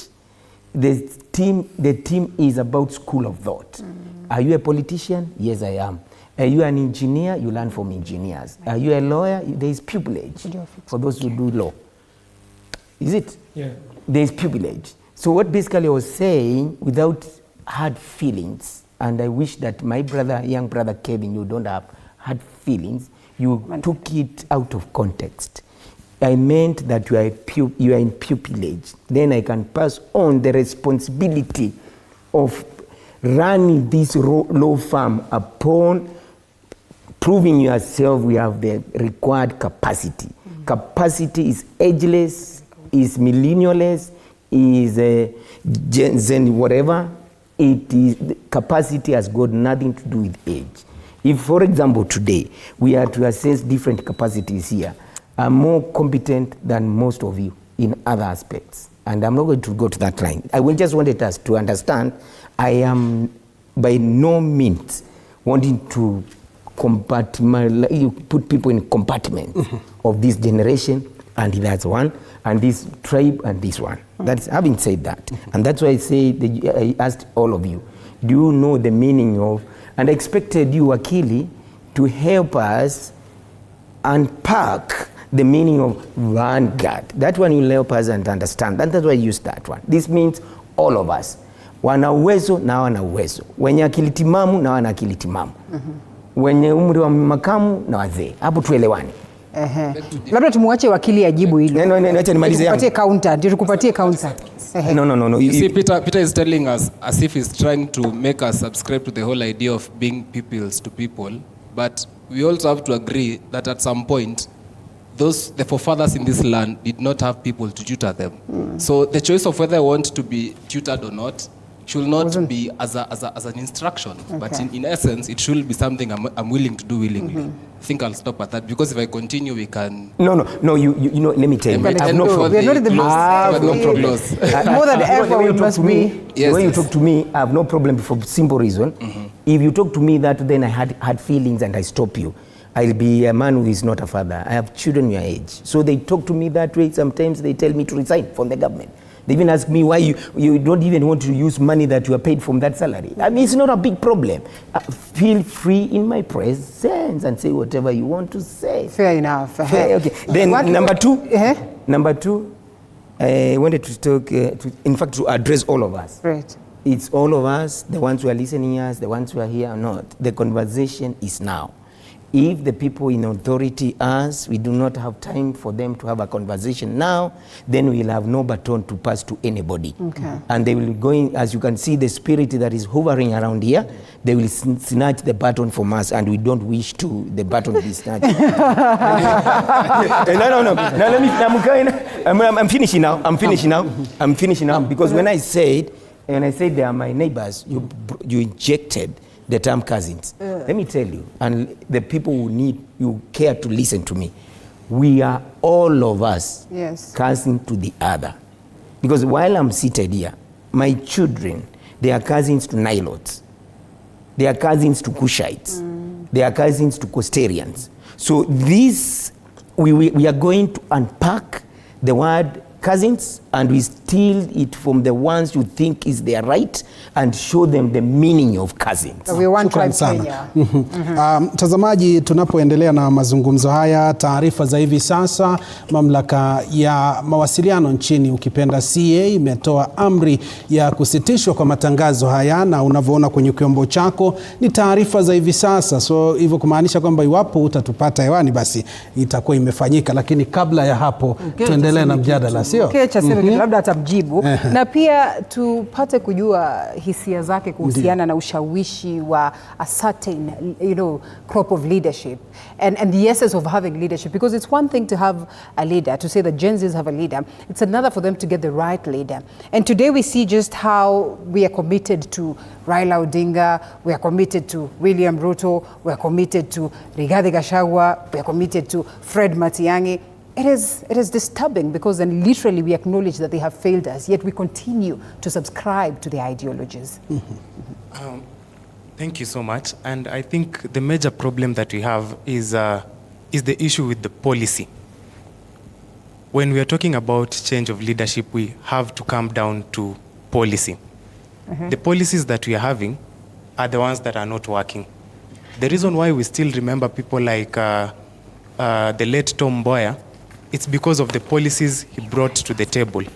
The reason why we hail people like Ibrahim Traore of Burkina Faso, it's because of the policies he's coming with. People are not hailing Ibrahim Traore because he's a young person. And sadly, I'd say this. At the moment, most young people who are earning, let's say, 40K and above, perhaps living in a one-bedroom, and they are young, 2027, they're already harboring ambitions of becoming leaders. Does this mean that they are competent? Does this mean that they will bring change?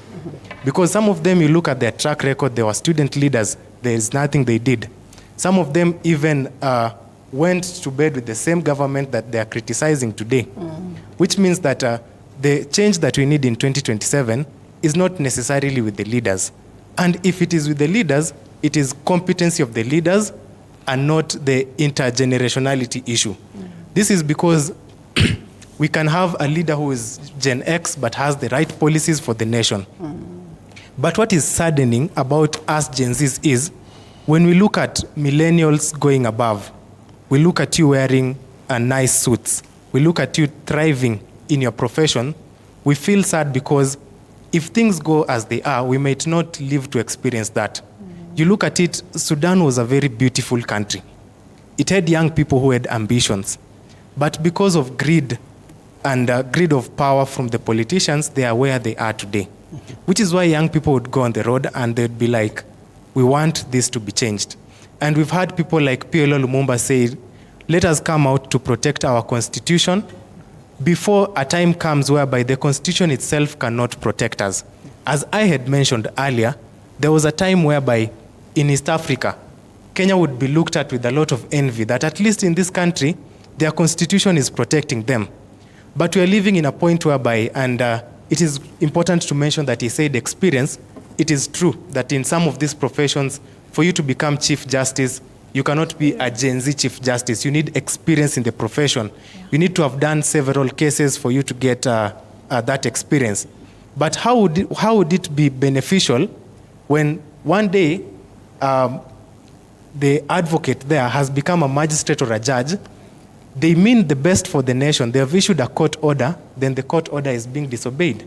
It means that in one way or another, the policies that are there, in one way or another, they end up affecting us, and they affect us in a very detrimental way.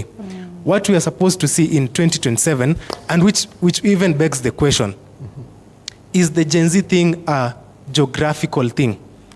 Are you a Gen Z only when you're in Nairobi? Because why is it that people our age in certain areas are not protesting? Why is it that it is the Gen Zs in Nairobi who feel so much agitated? Is it that when we come to 2027, it will be only the Gen Zs in Nairobi who would vote for that leader who they see has changed? Then in other areas, they would vote as usual because they'd be told, we are now in government, we are now in the broad-based government, and we stand a chance of benefiting For the longest time, we've been outside government. Look at what has been happening. But for Gen Zs, they are seeing it in another perspective, whereby we need now policies. When we came up with the 2010 Constitution, it is the one that gave birth to devolution, whereby every county is supposed to benefit, not only the counties that are in the broad-based government, because at the end of the day, we are all Kenyans. But such policies, who is going to make sure that such policies come alive? Because at the moment, we are having leaders whom such policies only exist in paper.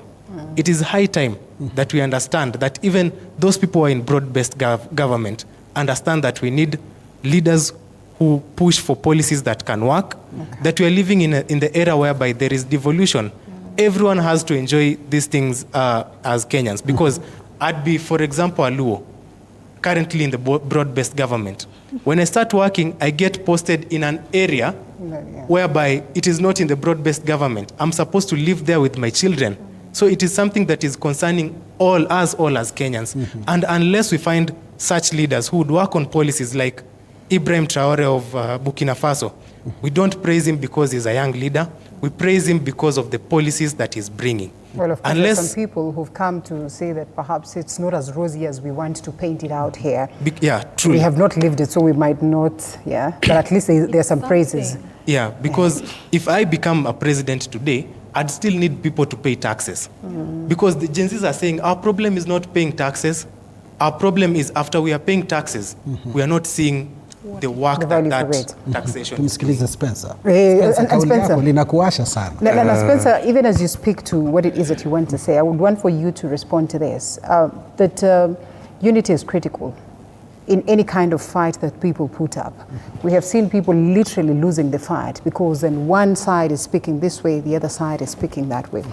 It is evident that that is happening at home, because now there are Gen Zs that are speaking this way, there are others that are actually speaking this. And even when you look at the turn of events, when one person speaks on TV and say, "Oh, my youth wamelipwa," and he is convinced beyond reasonable doubt that people have been paid. I almost asked Farida whether she has been paid. Maybe that's why her heart is in the streets, and she has to, she has to meet the needs of that payment. If we're going to speak divided, what are the chances that it's going to be a successful fight? Okay, thank you for that observation. I believe that as the Gen Zs, we started this movement well. We had a goal, we had an aim, we knew where we are headed. We wanted better reforms, we wanted better leaders, we wanted accountability, we wanted good governance.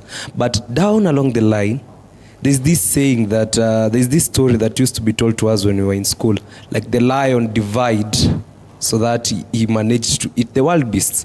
So when the leaders who are currently sitting on the seats, so that these Gen Zs, they are united, they felt threatened. So they had to retaliate. What they did, they came with narratives. Now, reaching down there to the people who stay in those different regions, saying, watu wa huko wanalipwa, nyinyi hamlipwi, nyinyi mnatoka mnapoteza maisha yenyu, wale wa huko wako na pesa, wamepewa hata fare nini, mambo kama hiyo. So unapata, they become even bitter and they ask themselves, why am I not getting paid? And this is a propaganda that's being spread outside here. But I believe with time, it won't work. It's something that we still have a long time. We have like 2 years to go to elections. I believe the story will change. That's one thing for sure. And let me go back to what I wanted to say about the relay. I'm going back to the relay. The relay is all about the baton. Peter just put it very vividly that we have to wait for our turn. I believe there is no turn. History has taught us good leaders even take seats when they are young. Alexander the Great became a leader when he was 20 years old. And he's not called the Great for nothing. He was young. There's nothing like age that determines a good leader. My fellow learned friend has just said, policies. What are we doing as leaders? I believe that we need to have a plan. We need to think outside. Like, let's not remove Ruto because he's incompetent. Let's remove Ruto or let's remove this government because we want a better government. We made this mistake by putting Ruto in power back in 2022 because there was the narrative that Uhuru ni mbaya. Uhuru hajafanya hii. So mimi ndio mzuri. Tusitoe Ruto kwa point ya kwamba mimi huyu atachukua tu kiti. Si ati ni kiongozi bora kwa sababu tunataka kumtoa. Tusimtoe kwa sababu tunataka kumtoa. Tunataka tuchague kiongozi ambaye ataingia kwenye kiti hiyo, atakuwa kiongozi mwenye ataweza kuongoza nchi yetu vizuri. You know, Ruto says saa 12 asubuhi. Manake hao watu hawana agenda. We already have seen the people that have been presented to us so far. That is true. We don't have an agenda. That I can agree. We don't have the agenda is for better governance, the better policies. However, we don't have a plan to execute that. The structure, the Gen Z, we are lacking. That I can agree. My fellow comrade here just said that he tried to defend his boss on sitting in ICT. I believe if I give this phone to Kabogo, there are some parts even he won't manage to open. But critically, we also understand what is needed of a cabinet secretary. Perhaps it would be rather too much. You have to at least be in the field.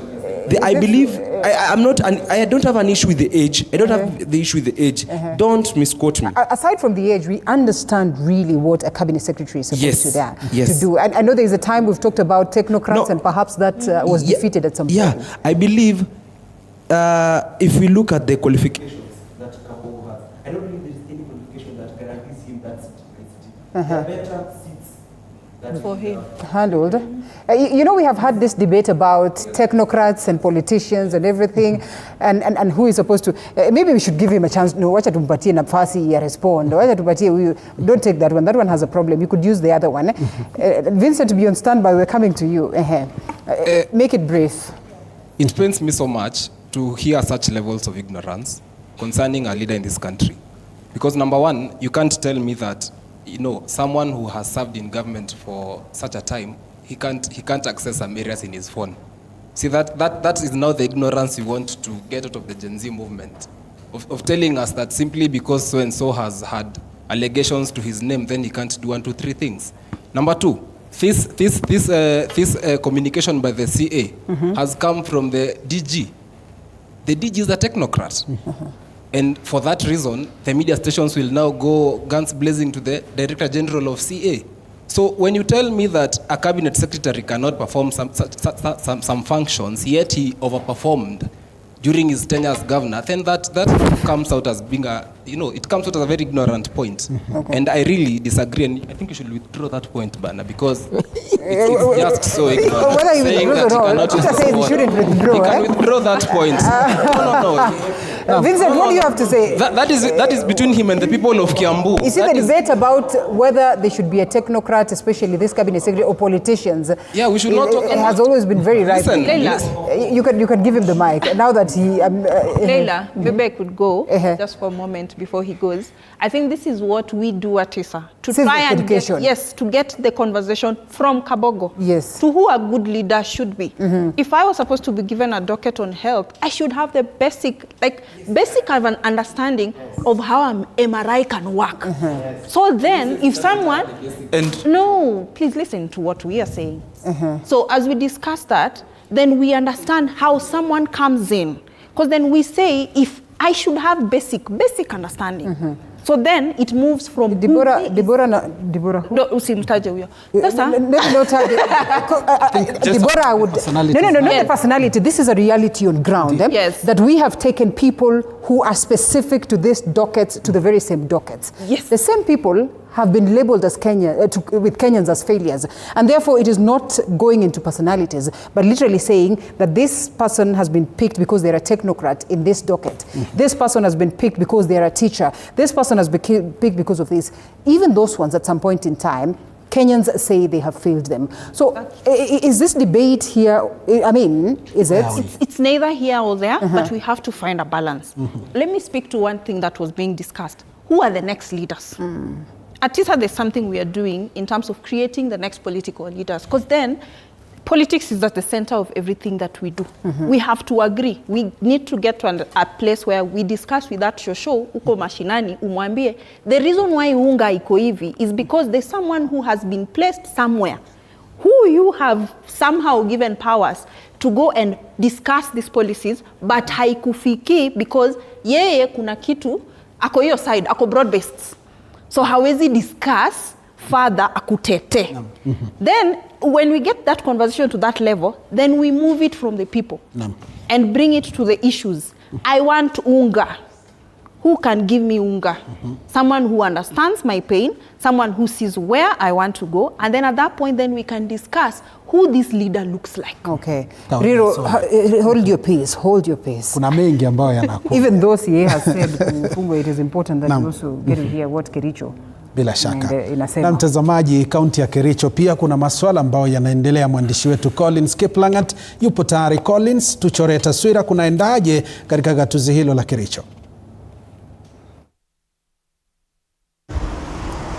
Naam, shukran sana. Kwa sasa niko katikati mwa mji mwa Kericho kuweza kutathmini hali ilivyo katika eneo hili kuhusiana na maandamano ya siku ya leo, lakini kufikia sasa hivi bado hatujaona vijana hawa wa kisasi cha Gen Z wakiandamana hapa mji wa Kericho, lakini tumeweza kufanya matembezi hapa na pale kuweza kuona hali iko namna gani, na ile nitakachosema ni kwamba hali hapa mjini Kericho ni ya kawaida, huku maafisa wa polisi wameweza kushika doria hapa kuhakikisha hakutakuwa na uharibifu wa mali za wafanyabiashara iwapo vijana hao wataweza kuandamana siku ya leo. Na kama unavyoona tu, hali ya biashara inaendelea kama kawaida hapa mjini Kericho, huku baadhi ya wafanyabiashara wakishiriki katika kazi zao za kila siku. Na kabla sijamalizia, ningependa tu niweze kuwapa wakazi wa eneo hili kutuelezea hisia zao ni sipi kuhusiana na siku ya leo. Labda tu nikianza kwa uanze kwa majina, utuelezee hali iko namna gani, matarajio yako ni yapi siku ya leo? Kwa majina yangu naitwa Bernard Koros. Kericho tuko watulivu kabisa. Biashara inaendelea vizuri na tunapenda president wetu. Tunapenda rais. Na rais anafanya kazi. Chenye tumeshuhudia saa hii ni watoto wadogo ambao wanafanya hii maandamano. Lakini vile serikali na hata sisi wa raia wenye hatufanyi maandamano, tunajua kuna watu ambao wananunua hao vijana ndio wafanye hii maandamano. Juu tulishuhudia wenye maandishi wa habari, tulikuwa naona watu ambao walikuwa naojia hao vijana. Kuna watu ambao wananunua. Ndio ataki nchi yetu iendelee kabisa kwa njia economically. Chenye tunajiuliza, hii serikali ndio ikuwe staple. Mkikuyu lazima akue kwa bawa, ndio hii serikali ikuwe staple. Hiyo ndio kitu ambayo imesumbua sisi kabisa. Tunaombea leo. Kwa majina naitwa Judith Bet. Mimi ni mkaji hapa Kericho. Na nataka tu niambie vijana waache maandamano. Waache kutumiwa na viongozi kama Rigathi Gachagua, mtu mwenye hata hapendi amani, anamtusi tu rais. Na tunapenda rais wetu. Tunapenda president wetu, na tunataka tuambie Rigathi Gachagua akome tu, awache kumtusi rais wetu, awache hii mambo ya kulipa vijana waende kwa maandamano waharibu amani ya nchi. Na naambia tu vijana waone future yao ya kesho. Chuawa ni viongozi wa kesho. Asante sana. Labda tu nikimalizia, uweze kutuelezea iwapo vijana hao wataanzisha maandamano siku ya leo hapa mjini Kericho. Je, wito wako ni ipi na hisia zako ni zipi? Asante sana kwa TV47. Nikianza kwa majina, naitwa Douglas Chumason Moranga kutoka eneo ya hapa kaunti ya Kericho. Nimeshukuru sana TV47 kwa kututembelea kuja kutuangalia hali vile inavyoendelea. Ukiweza tazama hapa hali ni ya kawaida, watu wanaendelea na biashara zao kawaida, na tunaomba serikali waruhusu hao vijana waweze kufanya, ni haki yao kufanya hiyo maandamano, na wafanye maandamano kwa njia ambayo inayostahili. Ni haki yao kabisa. Hata ukiangalia wewe mwenyewe, ndugu yako akifa, ni haki yako kufanya makumbusho kwa kumkumbuka yule ambaye alikuwa mpendo wako. Hao vijana walipopotea mwaka mmoja uliopita, naomba serikali kitu cha kwanza serikali kuweza kuanza kutembelea wale mafamilia, kuweza kuhudhuria wao na kuwafanyia makumbusho ama kuwafanyia justice kwa mambo ambayo yaliyokuwa yametendeka. Angalia wanahabari waliokufa wakati ule, angalia wale vijana walipopoteza maisha yao, na si kwa matendo ambayo ni haki yao, ni kupenda kwao kukufa kwa wakati kama huo. Lakini walipoteza maisha yao, ingekuwa ni vizuri serikali watembelee kwa familia zao kwa kuenda kuwapatia ile ya kwamba ni justice imetendeka kwa wao. Kitu cha pili, ningeomba serikali, ni vizuri sana kwa hao vijana wakifanya maandamano, vile nimeona eneo zingine za kule Kisii, nimeona Kitengela, Mombasa, vijana wameanza kutokea kwa kufanya maandamano yao. Ni vizuri wafanye maandamano, lakini wasifike mahali ambapo mumeweka zile vikwazo. Nyinyi askari mnaochunga hao vijana wakifanya maandamano, chichukulie kama ni wewe ulikuwa kijana. Mimi nimeokoka, kitu cha kwanza ningependa kuongea kutoka kwa Biblia, kitabu cha Yohana 21 mstari wa 18 inaongea kwamba ulikuwa kijana, ulikuwa unafanya vitu unataka, ulikuwa unazunguka sehemu ambayo unataka, ulikuwa unafanya chochote ulikuwa unataka. Kuna wakati utafika ukiwa mzee. Pia ukiwa mzee kuna wakati inafika mahali unapelekwa mahali ambapo uko unataka. So wakati huu ni wa vijana. Vijana wanaona kwamba serikali wapeleki mahali vizuri, walikuwa wanafanya hiyo maandamano yao kwa sababu ya uchumi ambayo ilikuwa inasorotesa nchi yetu ya Kenya. Maana hapo ni vizuri wao kufanya haki, kwa maana hawako wanapelekwa vizuri.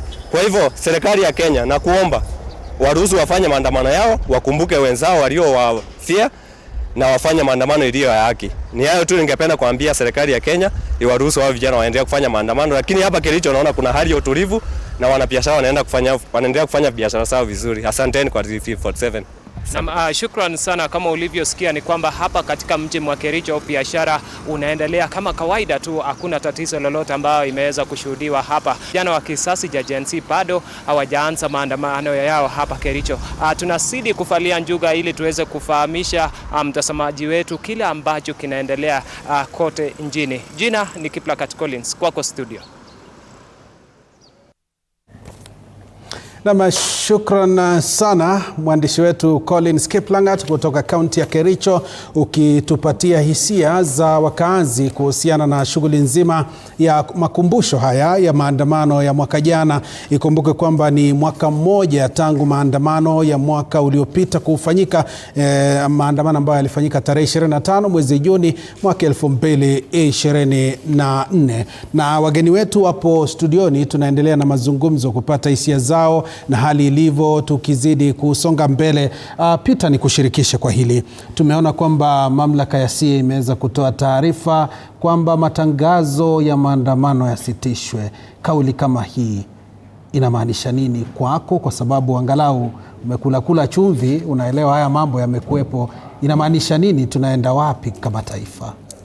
Kila wakati ukiona either mtu ama kundi ama serikali ikisema jambo, ikichukua hatua fulani, ndio it is as a result of a well thought process. Huenda ikawa tukiendelea vile tunaendelea, mambo yatakuwa mabaya zaidi. Kwa sababu tumesikia kuna watu wameumia tayari, kuna wengine, kuna ufumi kwamba kuna wengine wameuawa. Na sasa hisia, manake kumbuka siku ya leo pasipo kuegemea upande moja, ni kwamba ilikuwa ni kumbusho ya wale walipata maafa, na kumbusho ile ni kufariji hao pamoja na wazazi na watu wa jamii. Kwa hivyo tukiendelea kuongezea machungu, labda waliona inafaa. Kwa hivyo kwa wakati huu, manake sina sababu gani, sijui ni kwa sababu gani waliamua wachukue lilo lengo, wafuate hiyo njia. Kwa hivyo nikisema ni mbaya ama ni nzuri, nitakuwa nimekosea. Kwa hivyo sasa wenye kusema ndio anajua ubaya wake, ndio anajua uzuri wake. Sonia? As a CSO, I am a bit disturbed by the fact that tunanyimwa haki ya kuona, kujua nini inafanyika. And for me, I'll go from the point of this conversation about this movement is a big thing. It's an important thing. It's causing all this to happen. There is that fear of this thing can lead to something great or not. But from where I stand, Gen Zs have proved a point. The movement has proved you have power. And despite all this that is happening, we are still going to get them unless internet is shatiwe. But hopefully itashatiwa, we will still get to have a feel. But then we need to also see how then do we galvanize this power that we already have for ourselves to tell them that we do not want to harm you. We do not want to remove you from the seats that you are. We are just seeking a conversation. And this conversation is for me and your children, because then you'll not be in power mpaka mwisho. Your children might be the ones harvesting the bad things that you have done right now. So I do not believe we should have gone this way. We should be allowed to see. But then as I left my house today, I have been having this thought that maybe the goal was to create fear. He asked a question, is this movement a geographical thing? It's not. When it started last year, we had almost 35 counties participating. It means people felt they were part of the movement. They felt they had a reason. My voice needed to be heard. And even with the fear that has been injected on us, there are people who are still going out there to still exercise their right. And my notion for them going out there, despite the fact that it's a risk, could it be that they have no hope? Wait a minute. I would not want to again support what's going on, because it's critical that we are aware of what's happening, and especially in this era of social media. I like that you're using the analogy of your home so much so. History reminds us that even in 2007, 2008, the dangers that befell us, and ultimately where we landed ourselves were literally as a result of people getting to see what's happening in Turkana and joining the force and everything. It might be disturbing perhaps for other people to get to see, because then that triggers the anger and it continues. And perhaps it's the role of government, CA in particular, which is under government, to ensure that this does not escalate, to manage the situation. The same way you would look at your child and say, moto imewaka kwa nyumba. You want to sit them there and tell them, angalia vile vitu zinaungua. You probably do not want to see that. And like Peter says, it is critical for us to get to understand why CA then reaches this, Lini. But until then, of course, we come to hear your view on whether they should continue to leave it at that, or perhaps say we are dealing with grown-ups who have access to social media and everything, and therefore this might not be the direction to take. It might probably not help much. But allow us to cross over to Makueni. Okay. I know we spoke to Philip Ngumo earlier on, but he could be having updates, and especially now that we have a lot of updates that are coming from that side of Machakos and that side of Makueni. I think it's important for them to clarify some of the things that we are hearing, whether it's true or not. Philip Ngumo.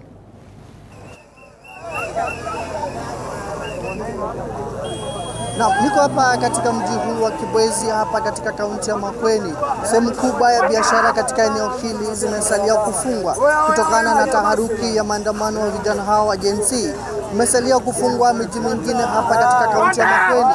Tukizungumzia katika mji wote sehemu ya Imari ambayo ni barabara kuu ya Mombasa kutoka Nairobi. Na nikizungumzia vijana hawa watueleze kwa nini wamejitokeza katika barabara siku ya leo, na ni kipi ambacho labda wanataka kuzungumza na kuwasiliana na vijana wengine ambao wapo katika sehemu mbalimbali katika taifa hili la Kenya. Tuungane na wao utueleza kama kijana, kwa nini siku ya leo mmejitokeza hapa katika barabara? Comrades power! Gen Z power! Mimi kama kijana naitwa Chief General Commander aka Kapapa. Niko hapa Kibwezi leo kwa sababu kuna vijana wetu, mmoja alikuwa anaitwa Dennis na yule mwingine alikuwa Alex. Walipigwa risasi hii Kibwezi na askari ambao walionekana kila pahali.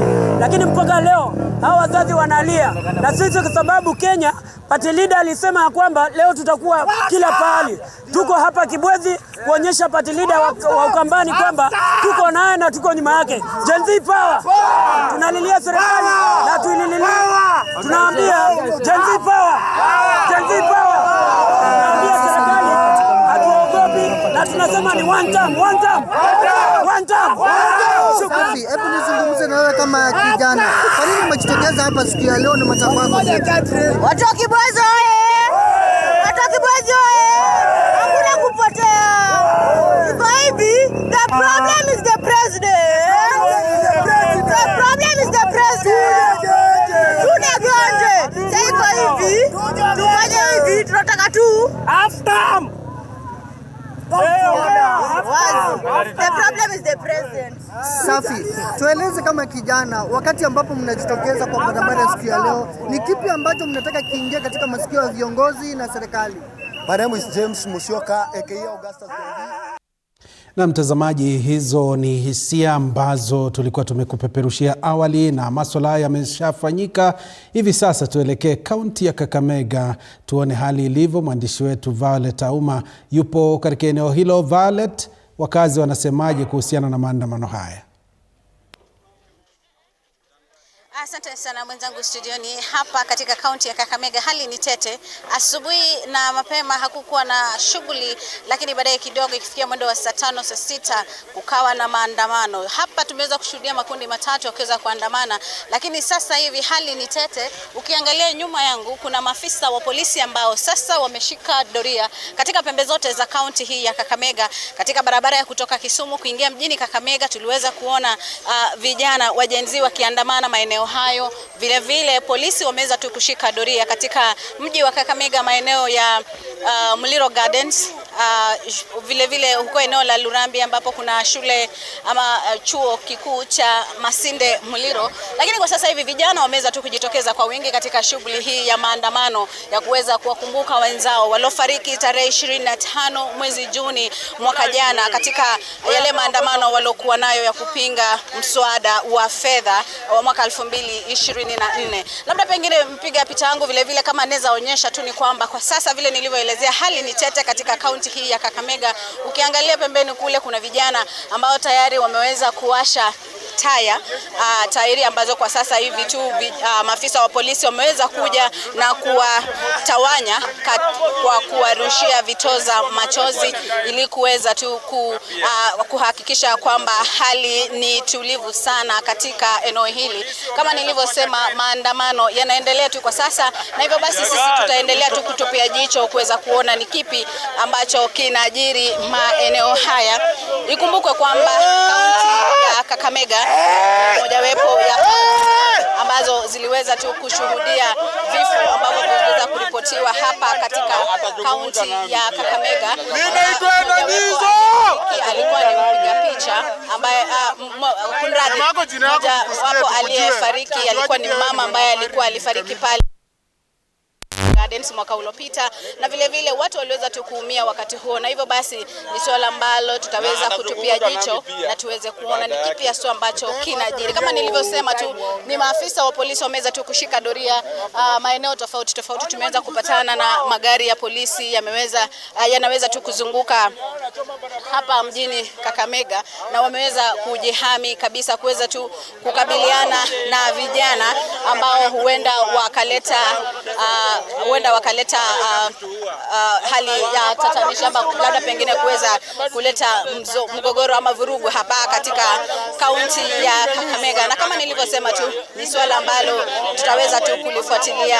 Vijana wanasema kwamba wamekuwa wakirushiwa wakipigwa risasi, but sasa ni kitu ambacho tutaweza tu kufuatilia, lakini kwa sasa hali ni tete na tunaendelea kutupia jicho kuweza tu kuona ni kipi hasa ambacho kitajiri maeneo haya, na vile vile watazamaji wetu wa TV47 basi tutaweza kueleza kitakachokuwa kinajiri maeneo haya.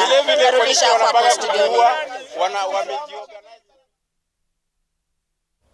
Naam, shukran sana Violet Auma ukitupatia taswira ya mambo yalivyokuwa awali, na ni matukio mtazamaji na vile vile matokeo ambayo tunazidi kukupeperushia kutoka maeneo mbalimbali humu nchini. Kumbuka kwamba ni makumbusho ya mwaka mmoja tangu maandamano ya vijana wa Gen Z kufanya maandamano hayo mwaka uliopita tarehe 25 mwezi Juni mwaka huo wa 2024. Kikubwa kilikuwa ni kupinga mswada wa fedha wa mwaka 2024. Mambo yamebadilika. Hivi sasa tunazungumzia makumbusho ya wale ambao waliuliwa wakati huo, na vile vile kupinga pia masuala ya zile dhulma ambazo zinaelekezwa kwa waandamanaji kutoka kwa maafisa wa polisi, matukio ambayo yanazidi kuchipuka kila wakati. Na kuna mengi tu ambayo Linda pia yanazidi kuonekana. Hapa tunazungumzia vijana kujitokeza kimasomaso. Kikubwa kupata uongozi na vile vile kuliongoza taifa kwa njia ambayo inafaa. Wanashinikiza kweli kweli. Ningependa pia kusikiliza hisia za Farida. Farida, hivi sasa tunazungumzia revolution ya vijana ambao wamejitokeza, wanataka uongozi bora, wanataka sheria bora, sera zile bora ambazo zinahitajika. Tukizungumzia vijana sasa, wanasema wanajiandaa, na tunajua kwamba asilimia kubwa ya vijana hawana ile kadi ya kupiga kura. labda katika swala hilo tunaenda wapi kama vijana, kwa sababu kura ndo ambayo itatupa viongozi bora, kwa sababu ukipata kwamba iwapo utapiga kura basi tutakuwa na bora viongozi, itakuwaje na hatuchukui vitambulisho vya kupiga kura? Swali mzuri sana hapo.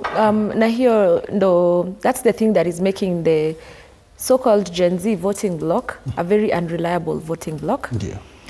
But I think as we continue with the message, we've done Chukua ID drives, civil societies. I think they also need to prioritize that because kuna wale hata wako tayari na they are registered voters, but they have not seen the importance of voting. So unapata hiyo siku itafika, they'll stay home, they won't go out and vote. So it will take a lot of voter education, a lot of civic education, and a lot of I think the Gen Z just need really to be educated on why the greatest power does not really lie in them going out to the streets to picket, but it lies in their decision at the voting point. Watatuambia kama wako tayari, kwa sababu unajua ukisema kwamba mafunzo ndio yanaweza tolewa, lakini mupo tayari? Mimi napenda niulize hivi kuhusiana na hilo, labda to make it very specific. It's basically what you're asking, but to make it very specific. Rito, I see you have the mic. I liked what Farida said at some point, because she said she's capable of being a member of parliament because she literally understands the duties of a member of parliament, not her words exactly. She understands what the constitution says as to this. And I have personally hosted very many leaders who kept on telling me that they want to be members of parliament. Lakini ukimuuliza what is the role of a member of parliament?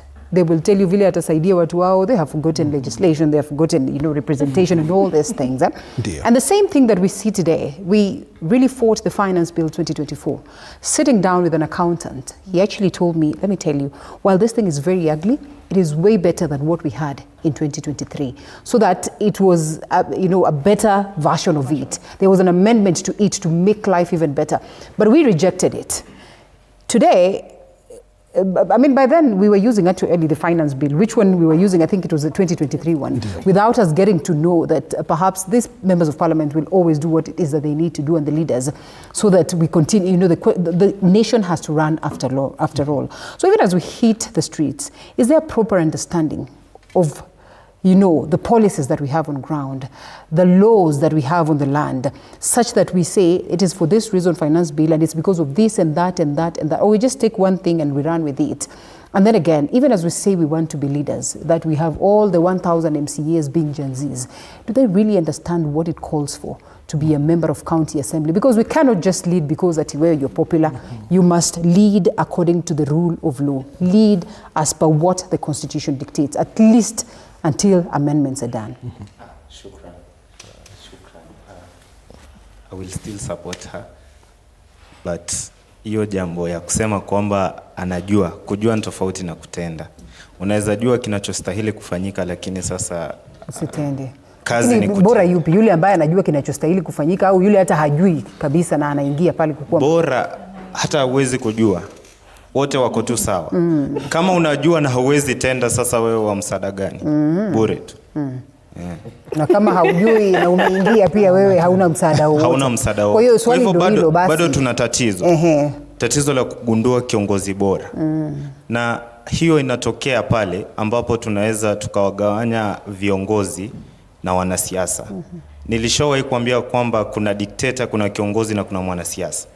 Na hao watu wote wanastahili kuwa kwa kitu kimoja, kutengeneza mtu anayeweza kuongoza watu wote kwa pamoja. Mfano, nitatumia mfano wa rais wetu. Rais wetu ni mzuri sana kwa siasa na watu wengi wamempenda kwa hilo. Ile ambapo akianza kuongea hoja zake anazitoa, mama mboga tumemfanyia nini, yani mawazo yake tu, siasa ipo. Lakini pia tuna viongozi ambao utenda kazi wao. Nitatumia mfano wa aliyekuwa waziri Matiang'i, kila mtu anamfahamu. Kutokana na performance yake, watu wengi wanaweza sema anaweza akawa kiongozi bora. Lakini sasa shida inatokea kwa wanasiasa wake. Manake niliona juzi akitoa hotuba kwenye mkutano mmoja wa hawa wajanja wa DCP akawa anaongea pale, alafu naona kidogo kama vile nguvu ya siasa haiko. Na sasa hilo ndio tatizo tunalo. Ukiwa kiongozi mzuri, je, kwenye hili taifa, kwenye mataifa ya kidemokrasia inakuwa ni vigumu sana kuingia kwenye uongozi. Mfano, nitatumia mfano mwingine ambao rafiki yangu alishautaja wa kiongozi wa Ibrahim Traore. Yeye ni kiongozi mzuri. Nitasema japo ulikuwa ushapinga, lakini mimi sikupinga kwamba nilisema tu, unajua mimi ni mwanahabari, kwa hiyo biashara yangu pia au kazi yangu ni kuangalia kote. Wanasema kwamba anafanya kazi vizuri, ndio hivyo, ndio kila mtu anafikiria au kuna utofauti? Ni sawa, lakini kwa mienendo tu, kwa mambo ambayo tunaona ameshatenda kazi. Ndiyo. Ni kiongozi na alitafuta namna ya kushika huo uongozi. Lazima ukiwa kiongozi mzuri, lazima ujue mbinu za kupenya na kukalia kwenye hicho kiti cha uongozi. Lakini kwenye haya mataifa ya kidemokrasia, lazima pia uwe mwanasiasa ndio uweze kupata nafasi ya uongozi.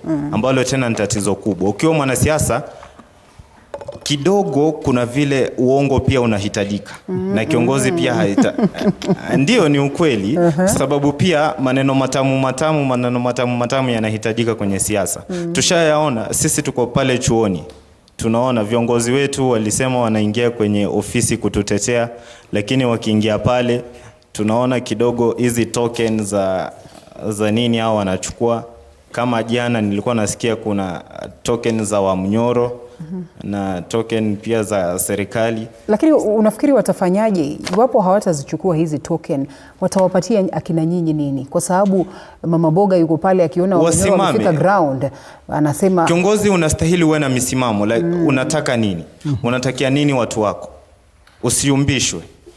Kwa sababu mfano mimi nikiona kiongozi akisema anamtetea labda aliyekuwa naibu rais, na hisi vibaya sana, kwanza akiwa kijana, kwa sababu hapo nitamuita opportunist.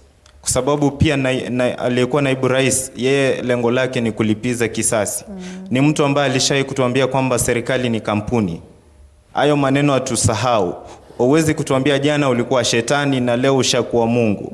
Inakuwa ngumu sana kuelewa. Agenda. Kwa hivyo shukrani kwa hilo. Tumsikilize John Mbusio kuhusiana na swala hilo. Hivi sasa umesikiliza kwamba ndio wanasiasa wapo, na hivi sasa kuna ule muingiliano wa maslahi. Alivyosema huyu kaka hapa Riro, amesema kwamba hivi sasa utapata mwanasiasa anajitokeza kwa sababu kuna lengo anakonalo, zile conflict of interest ambazo anataka kutimiza mwenyewe. Kwa mtazamo wako, ni vipi tutakabiliana na ili swala la muingiliano wa maslahi ndo tukue na viongozi bora? Wewe ni kijana, ndo unakuwa katika kuingia katika mambo ya uongozi, tufanyeje? Huyu amesema vizuri. Siku zote wanasiasa wako na interest. Ndio. Na interest yake ni aone utamsaidia aje kama wewe kijana. Ndio.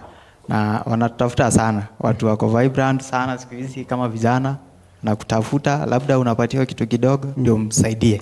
Lakini sisi vijana tunafaa kukua na msimamo, tujue huyu kiongozi utamsaidia, yeye atakusaidia vipi. Ndio. Unajua viongozi ni watu wako na akili sana.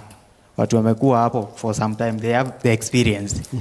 Nikipeana mfano kama huyu rais wetu President William Ruto. Yeye alikuwa UDA, lakini wakati vurugu ilikuwa, alijua strategy ya kujitoa hapo ndio apate kitu kingine ya maana yenye itamfanya akuwe president. Aliform party. Na ikamfanya akakuwa rais. Huyu Rigathi Gachagua wa DCP ambaye alifurushwa kutoka UDA. Wakati alitoka hapo alijua I need to be relevant in the political space. Na kutoka hapo akaona what I can do is to form a political party and recruit people onto that party. Na sahi ako na sauti, akiongea kila mtu anamsikiza. And hiyo ndio strategy wanatumia, wanatuweka hapo vijana. Sisi vijana tujiulize, why can't we come together and form as a political party? Tuseme kuna agency kingpin, na huyo ndio tutafanya rais. Badala ya kushinda tunagawanywa hii side, unapatiwa pesa kidogo na haitawahi kusaidia. Mbona tusi-identify one person? Najua huyu alitaja Morara alikuwa hapo, lakini Morara alifanya biashara akatajirika na sasa ameondokea siasa. Sasa tujue mtu ako na lengo mzuri ya kutusaidia sisi kama Gen Z akiingia hapo. Naam. Then kutoka hapo tutaenda mbali. Naam, shukran sana kwa hilo. Vincent, naona uko na microphone. Ili swala hilo tu, unapata kwamba ndio nyinyi ni vijana mmetokea na hivi sasa mnataka kuleta mapinduzi katika uongozi wa taifa hili. Na tunaelewa fika, tumesikiliza wazazi ambao wamezungumza kutoka Kericho, maeneo mengine tuseme 50-50. Wanasema kwamba vijana muachane na haya maandamano, rais kwa sasa ni Rais William Ruto. Mnafanya kipi kama vijana, nikikuuliza wewe Vincent, kuelimisha wazazi wetu kwamba wakati wa kampeni ushaanza na unaendelea? Huo wakati najua mheshimiwa anakuja, chumvi kidogo, sukari kidogo, mwisho wa siku anarudi katika kiti. Mnafanya kipi kama vijana kuhakikisha pia hawa wazazi wetu wanaelewa ni kiongozi yupi ambaye ataingia pale? Asante sana. So kitu ya kwanza nitaambia wananchi mahali popote walipo, like our leaders wakileta hizo tokens, mchukue kitu ya kwanza, because these are our taxes, so don't run away from taking them. Wachukue kwanza. Then they also need to kuangalia mbona wanatupea, because I can remember 2027 the economy was a bit like going up. The price of flour was like hiking. So like one strategy is these people were using, they were taking like unga to our mothers at home. So like ground ilikuwa inawaimba because wanasema ameleta unga. So just take these ungas, because like now they are really strategizing kutafuta pesa ya kucampaign come 2027, and these are our money, because you see like everything inaenda juu in terms of cost of goods and whatever. So wakikuja mchukue pesa, but sasa mwanze kuangalia wenye wako nanyi kwa ground, mtu amefanya nini. There another thing we also need to have as a country, as a country is that the constitution that we are having, can we look on ways how we can bring some articles or clause whereby we abide by this constitution. Like for example, I want to pick of Britain. In a situation where your name appears on any scandal, you just have to step down. So it will really help us, like regardless of who is in the position, the moment your name appears on graft or anything, you just step aside. So, but is it not what Lagat did the other day, and people said, please don't step aside, resign? Is it not what happened the other day? He did it after pressure. After pressure was built, he did not even. But even do after it he said that I step aside, the people said step aside is not good enough. We want to resign. Yeah, we want resign. Yeah. Then what happens to the rule of law that allows for such cases to undergo the legal processes? Yes, come up again. What happens to the rule of law that allows for such occurrences or cases to undergo the legal processes? And the lawyers here would correct me if I am wrong. I'm not allowed, but they can speak better on that.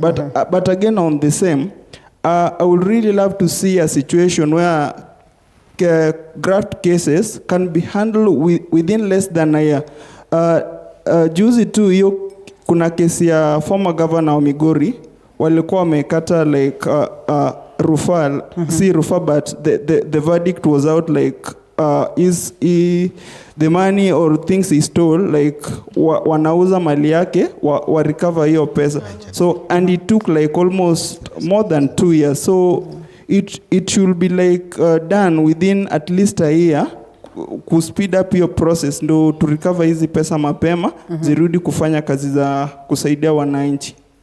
We'll come back to the legal minds here so that we hear what they have to say. But briefly, George, George, you're a legal mind, eh? You are in that area, perhaps as you respond to the same, that it's one thing to step aside or resign. It is probably the noble thing to do. But then is that not curtailing the legal processes? Or perhaps is that part of a legal process where when you're implicated, or not implicated but mentioned, then the noble thing is to step aside as you await for investigations to be conducted. But as well, I wanted to ask this, or perhaps respond to that first and then we come to the next question. Okay. What I think my comrade here was saying is that as a country, as in he was comparing our country to Britain. As in Britain, that's like a law. It's a past legislative. So he was arguing that in our country we don't have that legislative where our politicians can indulge in scandalous deeds and nothing happens. We see them as superstars. I think that's what he was saying, that we need to put that as a law. As a law, okay, not necessarily say that that is what should be happening right now, contrary to the laws that we have. Yeah, he was saying that that should be a law and amended so that we can reduce these scandals. Okay. Yeah. All right. So quickly, Roy Derrell is watching and he's asking, why do these problems have to happen in our lifetime? That is typically, I don't even know whether that's a Gen Z or a boomer. An economic recession, not a boomer. You ingine after Gen Z ni? After alpha. So economic recession, health recession, everything literally. War threats around the world. Man, well, the beauty of it is that as human beings, we adapt so fast and therefore we must adapt. And I am wondering, should we adapt to all this negativity? Is it not a problem that we look at bad things and we say that let us just adapt? We have bad leadership and we say, it's all right, that is what we're supposed to be and therefore let us adapt.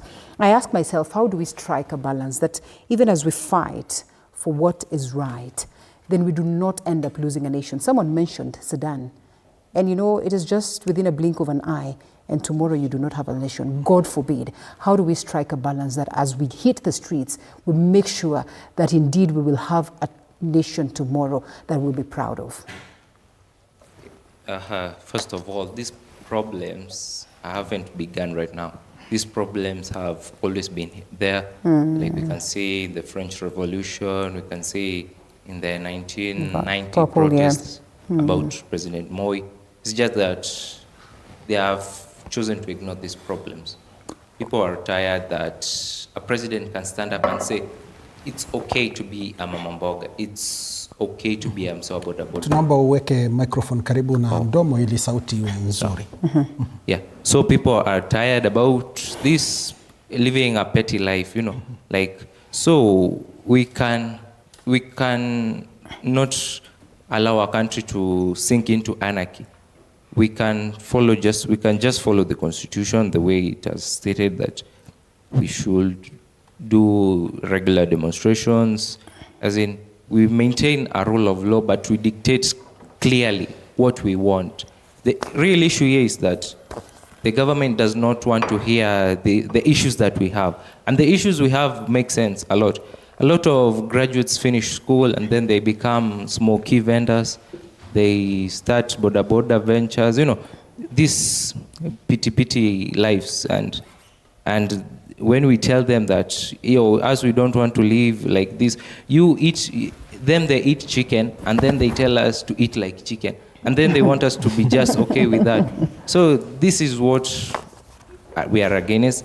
And so if we shouldn't throw our constitution into the dustbin. We just follow it, but tell them, this is what we want and we demand it. It's not that we want it, we demand it. These changes need to be made, Because if you look at our country, it's really bad. Our GDP, it's 110 billion. That's a joke. In USA, companies have that market cap. Imagine. You look at our exports, we export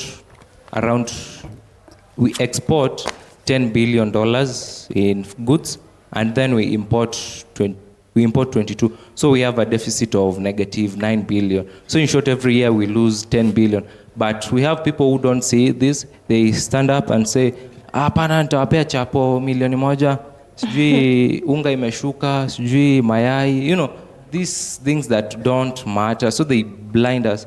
So we need to start thinking deep. We need to, instead of talking about kazi mtaani, we should now start talking about manufacturing.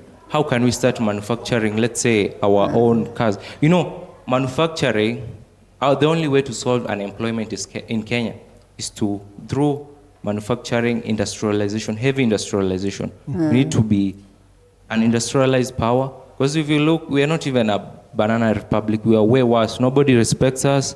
They look at us, they see our clown leaders. Yeah, that's why we're in this mess. And the mess can be solved by us stating these things that we want, manufacturing, industrialization. We need to look at trade, agriculture. Yeah. Rinka is burning. Mpe microphone. Okay, how to strike a balance is that we must always appreciate the fact that we have a very, very balanced constitution. And the only way that we can strike a balance in between all these matters is to uphold the rule of law. The rule of law says that every citizen has a right to picket so long as they are unarmed.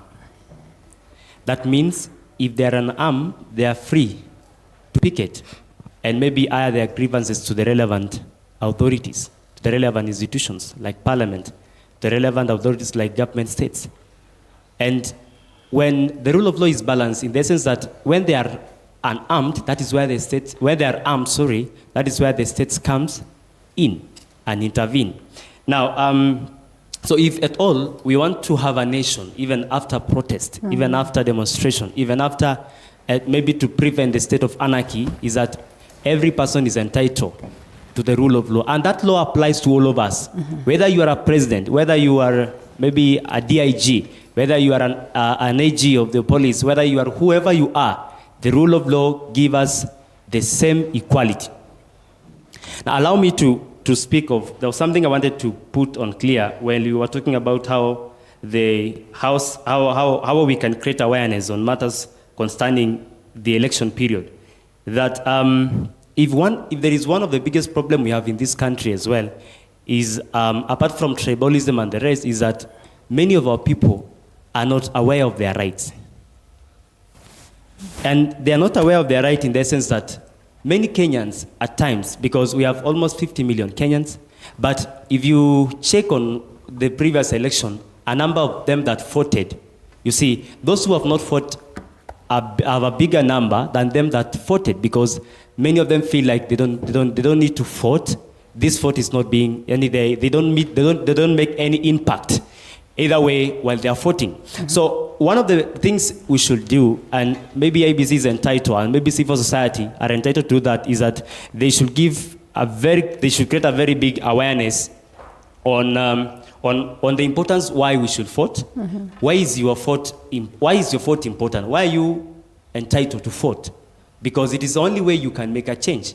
If today we hate, for example, if today we hate the president and we hate his regime, we are only entitled constitutionally to take him out by election. And he has a tenure that is guaranteed by the constitution that he should lead up to 5 years. And then after then, the people of Kenya will check what he has done, check what the office has done. Then after then, if they see that he is unfit to the office, they're allowed to vote him out. Okay. Now, as I finish, the young generation should be aware of this, that we should not be taught, we should not be given the fish. Rather, we should be taught on how to do fishing, because if the young people, due to desperation, are always given money during the time of election, I think we will have a nation where the choice of the people will no longer matter.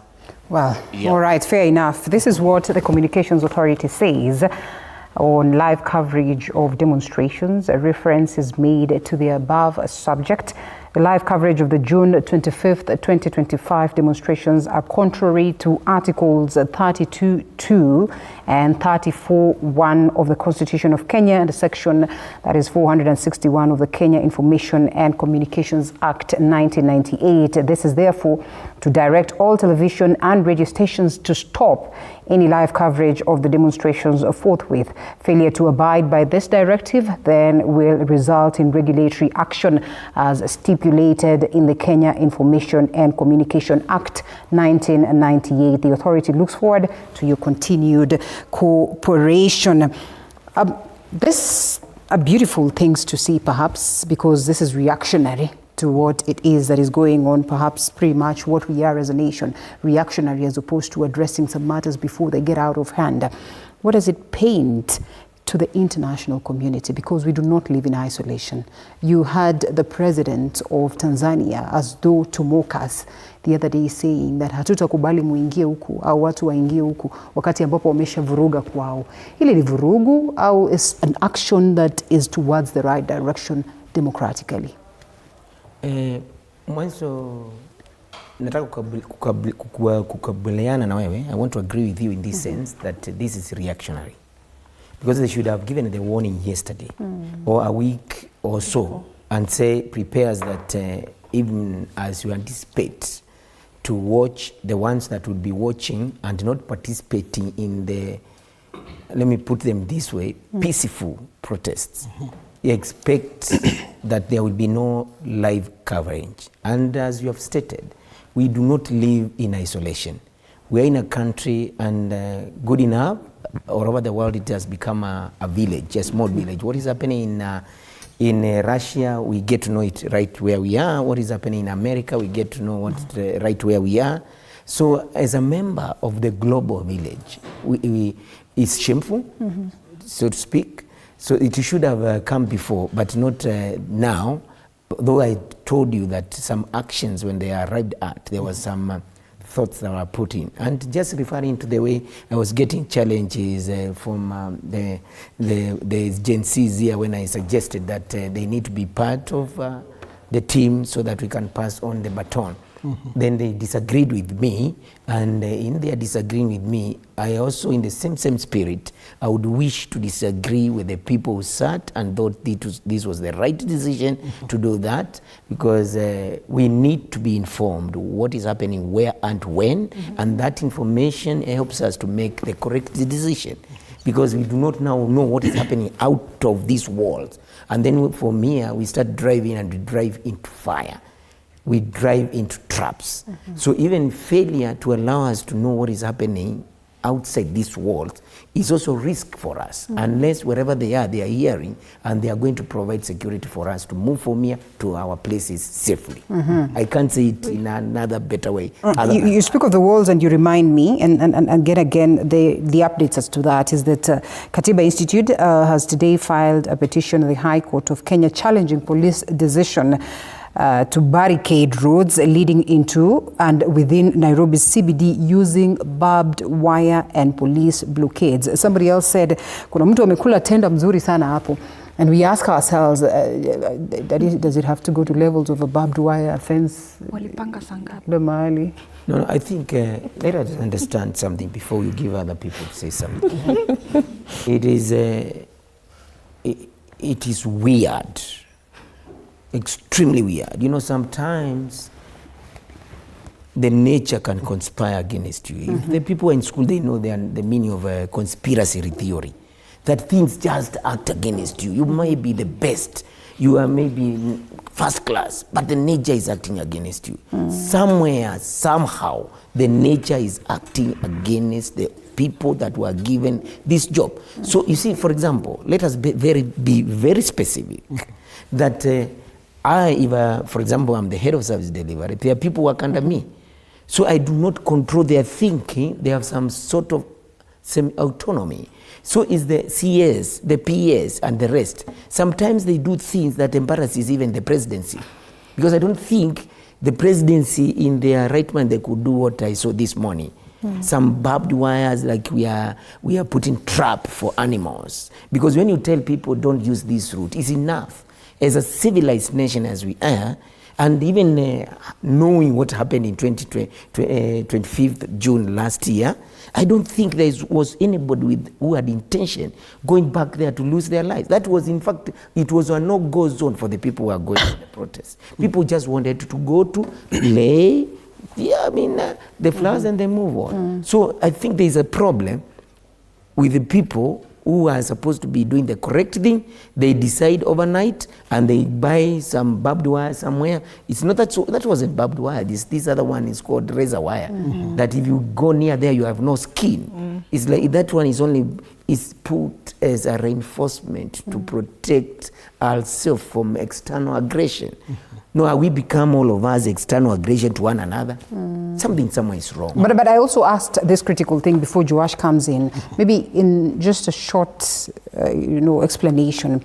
what do we do to ensure that we have a nation tomorrow? Because if we're going to hear reports of people being hurt, others losing their lives, you know, you just understand even how the other international communities or other nations literally protect one single life. You know, we almost are coming to a point where it's just a normalized affair for us to have one lose their life, and that's just it. No, we can't afford. I said we started this, this conversation, and when I came here first of all as a parent and as a human being, and that's why when I spoke, I said a child of Onyango is my child, a child of Kamau is my child, because I'm a human being living in this country, living in this world. So they pain, we pain. They rejoice, we rejoice. So when we lose one because of a carelessness of one officer, like for example, it doesn't need, I heard there's only one scientist here, most of them, they are people who are doing arts, you know, but we do not need his expertise and advice just to pick on the one who shot. Is it too hard to just say, if one life matters, then it should matter so much that we can pick, and we have the capacity to pick the one who pulled the trigger. Somebody is dead, yes.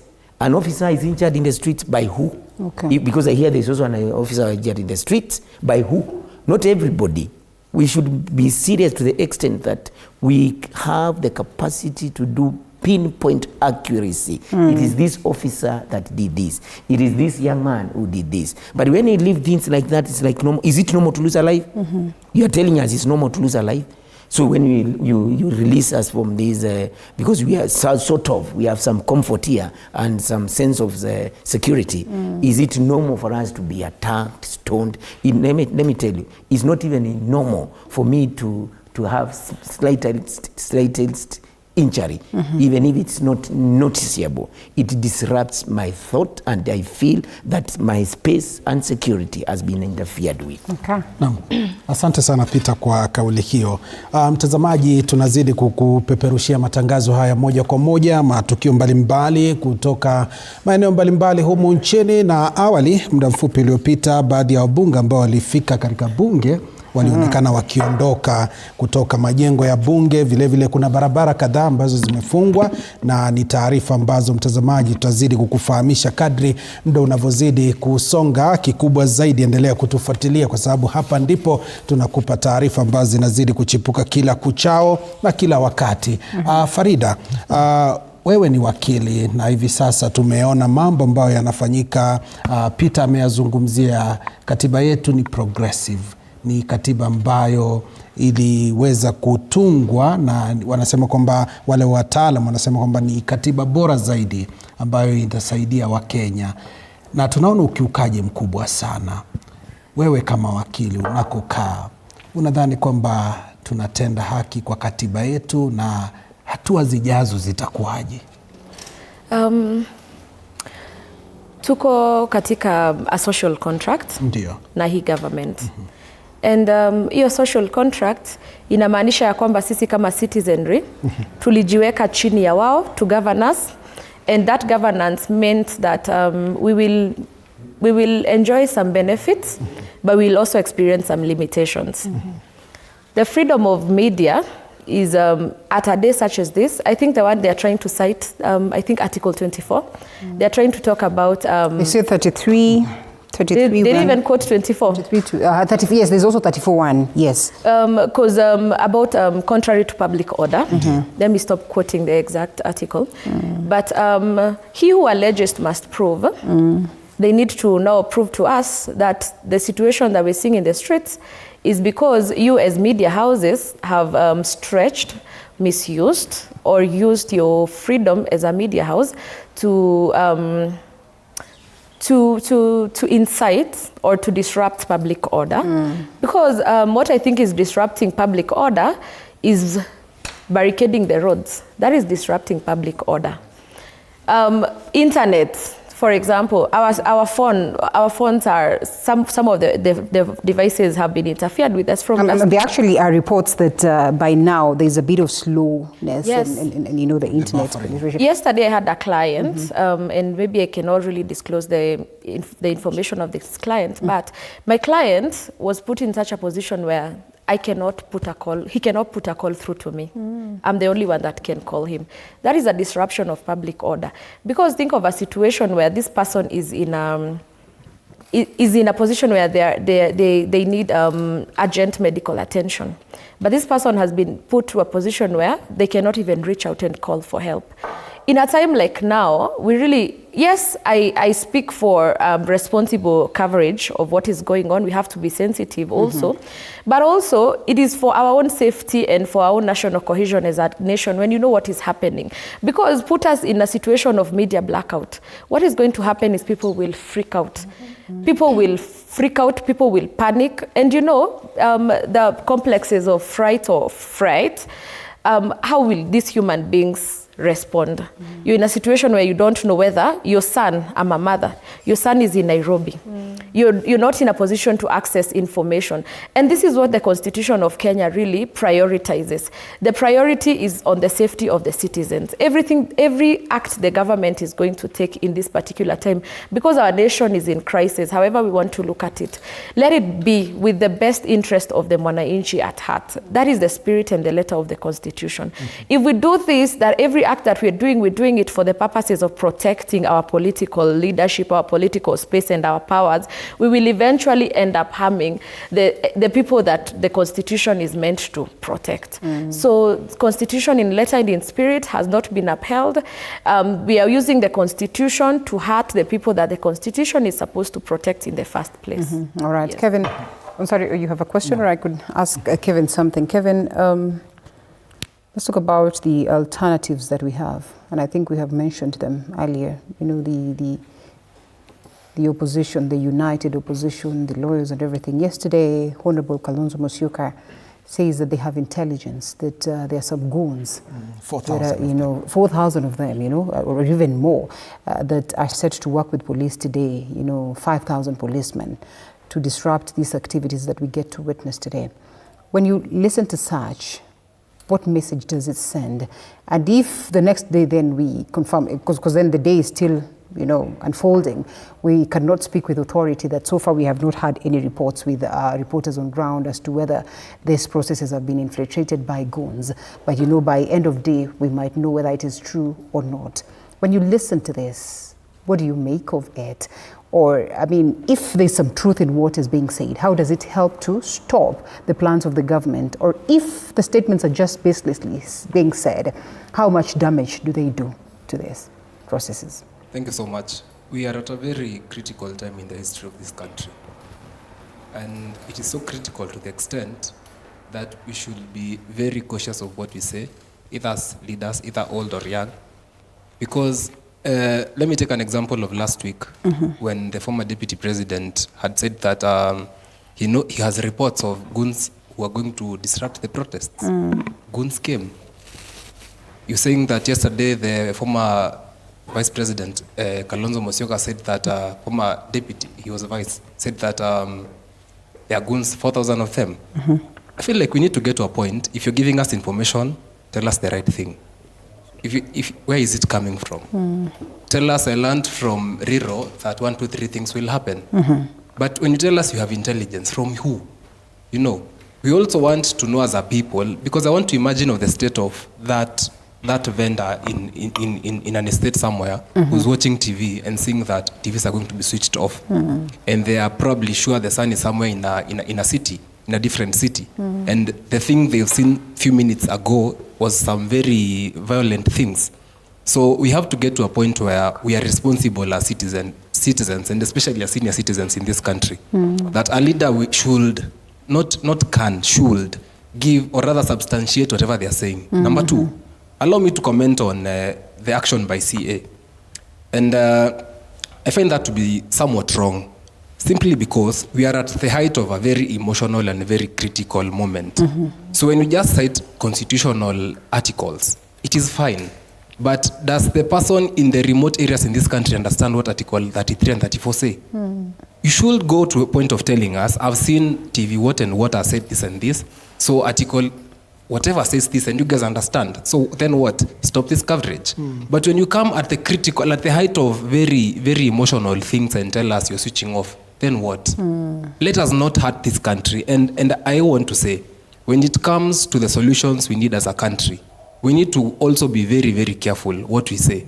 If you feel like you're too pressured as the CA Director General that you have to, or rather you're compelled to give some information, you'd rather resign at that moment than put the nation at a very critical point. Because yes. I want to remind you that sits under the ICT. Yes, I agree. Exactly. And why I want to say that, first off, Exactly. thank you so much. First off, I am not an employee of the Ministry of ICT. I agree. Number two, with the studies I've done, I understand that there are things the Cabinet Secretary cannot institutionalize in CA. And you understand that. Yes. Simply because he's the Cabinet Secretary, he can't come to a TV station and say, I want to speak. There are clear roles as defined and enshrined in the Constitution. So it is not the Cabinet Secretary's fault, but we have to blame the CA on this one, that the fact that such an article or rather such a communique is coming from CA, why is it coming and why are you giving us such information, such critical information at a time when things are just becoming so dark? But the CS can as well advise and say maybe you need to take he has the time, he has the powers to do that, he can speak about it. Thank you so much. Thank you so much. Kwa Mboka, tunapokamilisha kuna hili swala ambalo limejitokeza, tungependa pia kusikia hisia zako kama kijana. Ndio tumesikia CA wametishia kwamba watafunga vituo ambavyo vinaendelea kupeperusha matangazo mubashara. Sijui hisia zako ni zipi na wakati huu tuko sawa? Okay, at the moment I have only few things to say. I just want to advise the people who are on the streets right now to make sure your phones are active, because we have no other way to hold these people accountable except that we take this live coverage ourselves. They cannot infringe our personal rights to use our phones for anything, but maybe they have that right over media houses.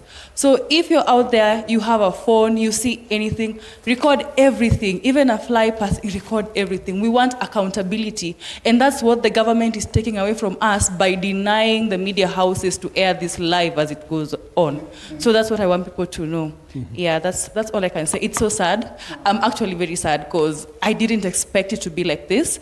If you knew that it was gonna be hot and you predicted it, why didn't you initially tell people that we're not gonna be airing?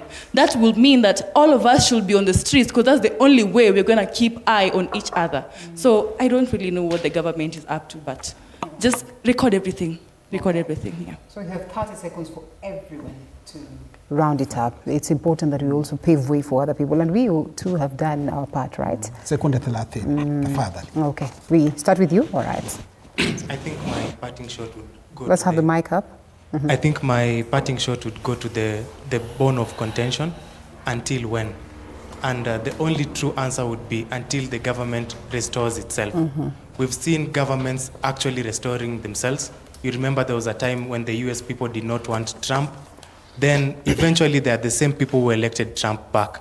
So until the government restores the trust that the people can have in it, whereby after today's protest, we can see the goons being put to book, the officers who have been exercising brutality, the law being taken into action, until then is when we'll witness the end of this protest. All right. So my parting shot is let the government restore itself. Asante sana Mbusya. To Gen Zs, if we have to raise, then we have to rise in wisdom and not rage.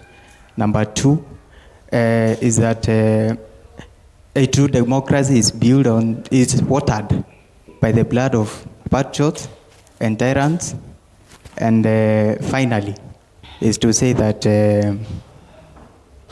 when a hand gets dirty, you don't cut it, you wash it. Let's focus. Natusaidia serikali iende mbele. Thank you. Asante. Kevin? Thank you so much. The Bible in the book of Micah 7:7 said that, but as for me, I watch in hope for the Lord. I wait for my Savior. My God, my Savior, my God will hear me. Dear Kenyans, God will hear us. Dear Kenyans, solutions will come. Let us keep on with being patriotic as we've always been. Let us keep putting in the work. And for sure, 2027 will come. We will have a voice and we will have a future that, we will have the elections to prove the way for our future. So let us keep being patriotic. Let us keep obeying the laws of the land. And for sure, we will have solutions to every challenge that is coming our way. Thank you. Asante sana Riro. Shukran tena kwa mara nyingine. Ningependa kusema kwamba kila mahali kuna anayetumia na anayetumika.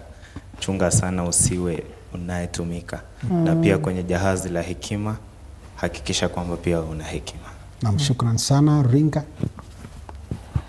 My last quotation will come from the Constitution of Kenya, and specifically the preamble of the Constitution, which says, "We, the people of Kenya," and to say that those who works in those offices, government offices, should do so in the trust of the people of Kenya, and should at all time ensure that there is equity, there is the adoption of the rule of law, and should do so with the trust of the people of Kenya. Kenya is our motherland, Kenya is our country. We will not have any other country apart from Kenya, and we love Kenya. Kumbuka? Kumbuka, okay. So you're lucky. Ufungie. Yes, we lost our Kenyan brothers, our Kenyan fathers, our Kenyan husbands and friends.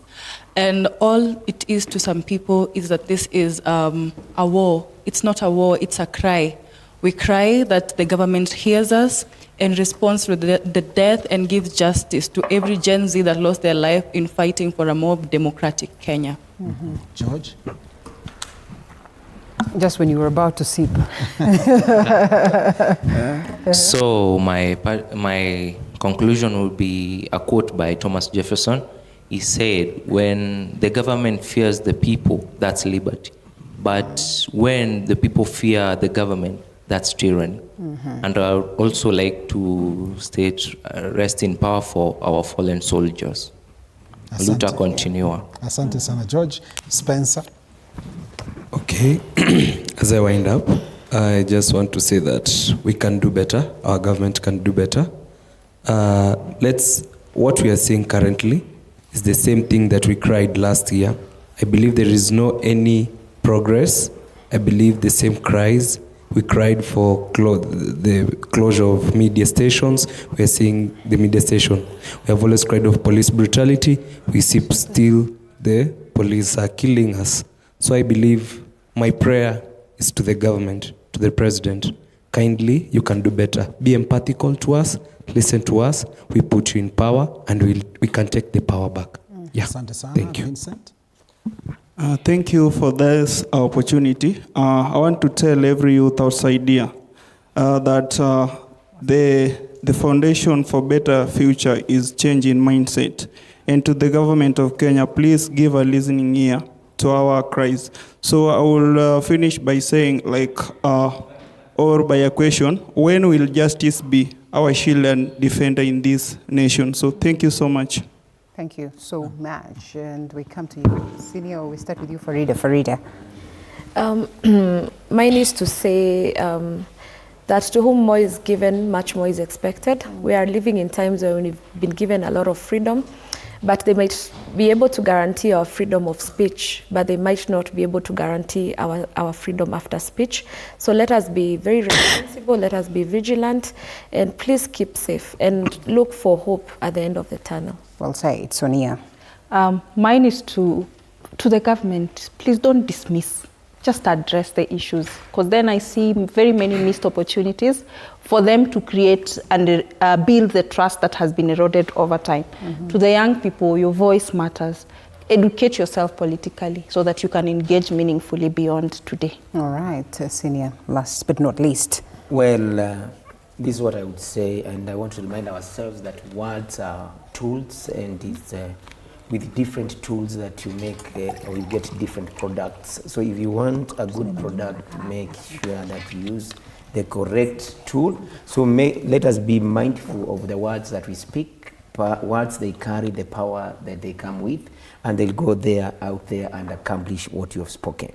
And finally, it's only conversation that can bring us together, because it's from that we are going to have win-win situation, where we are not going to fight with generation this or that, where we are not going to fight with the one, this is for the government, this is for the citizens. Let us talk and let us have a conversation. And I would say, and dare say this, the conversation is now, Any other time is too late. All right, well put. Last speaker Peter Mutuku, mkuu idara ya huduma Nairobi. Thank you so much. And once again, Sonia Aima, afisa wa mipango ya TISA. We expected Michael Agwanda. We appreciate him in absentia. I mean, for their commitment to as well join us. And as well as Farida Wakili, thank you so much. We appreciate you, Okechmark, Monsieur John. We appreciate Kevin Mwangi, Moses Riro, and Vincent Otieno right at the back, as well as Spencer Kagwema, I'm sorry. And we also have George Moshiri. We also had Dennis Rinka. And last but not least, Rebecca Kwamboka. Asanteni sana. My name is Linda Alela. It was great doing this. Bila shaka, asante sana Linda Alela na kikosi kizima. Mtazamaji, tumekupeperushia lisali 4 ama saa 4 za kukupa taarifa hizi kutoka maeneo mbalimbali, na tunahakikisha kwamba tunakufahamisha yote pindi tu yanapochipuka. Sisi hapa tunazama. Mwenzetu Victor Moyakane atakuwa naibuka ili kuweza kuendeleza kipindi hiki kwa lugha ya Kimombo, na mtazamaji, endelea kufuatilia kwa sababu tutakufahamisha yote ambayo yanazidi kuchipuka bila shaka. Sio? Asante sana. Joashari, sindio? Asante kwa wote ambao wamekuwa na sisi. Lot of feedback from you. We appreciate that, even though we might not have read what it is that you say, but we appreciate that you have walked with us the journey, and as well appreciating the entire team that continues to do this, of course, for purposes of letting you know what it is that is happening. Wanakwetu wananiita Linda Alela. Mchana mwema. Kwaheri.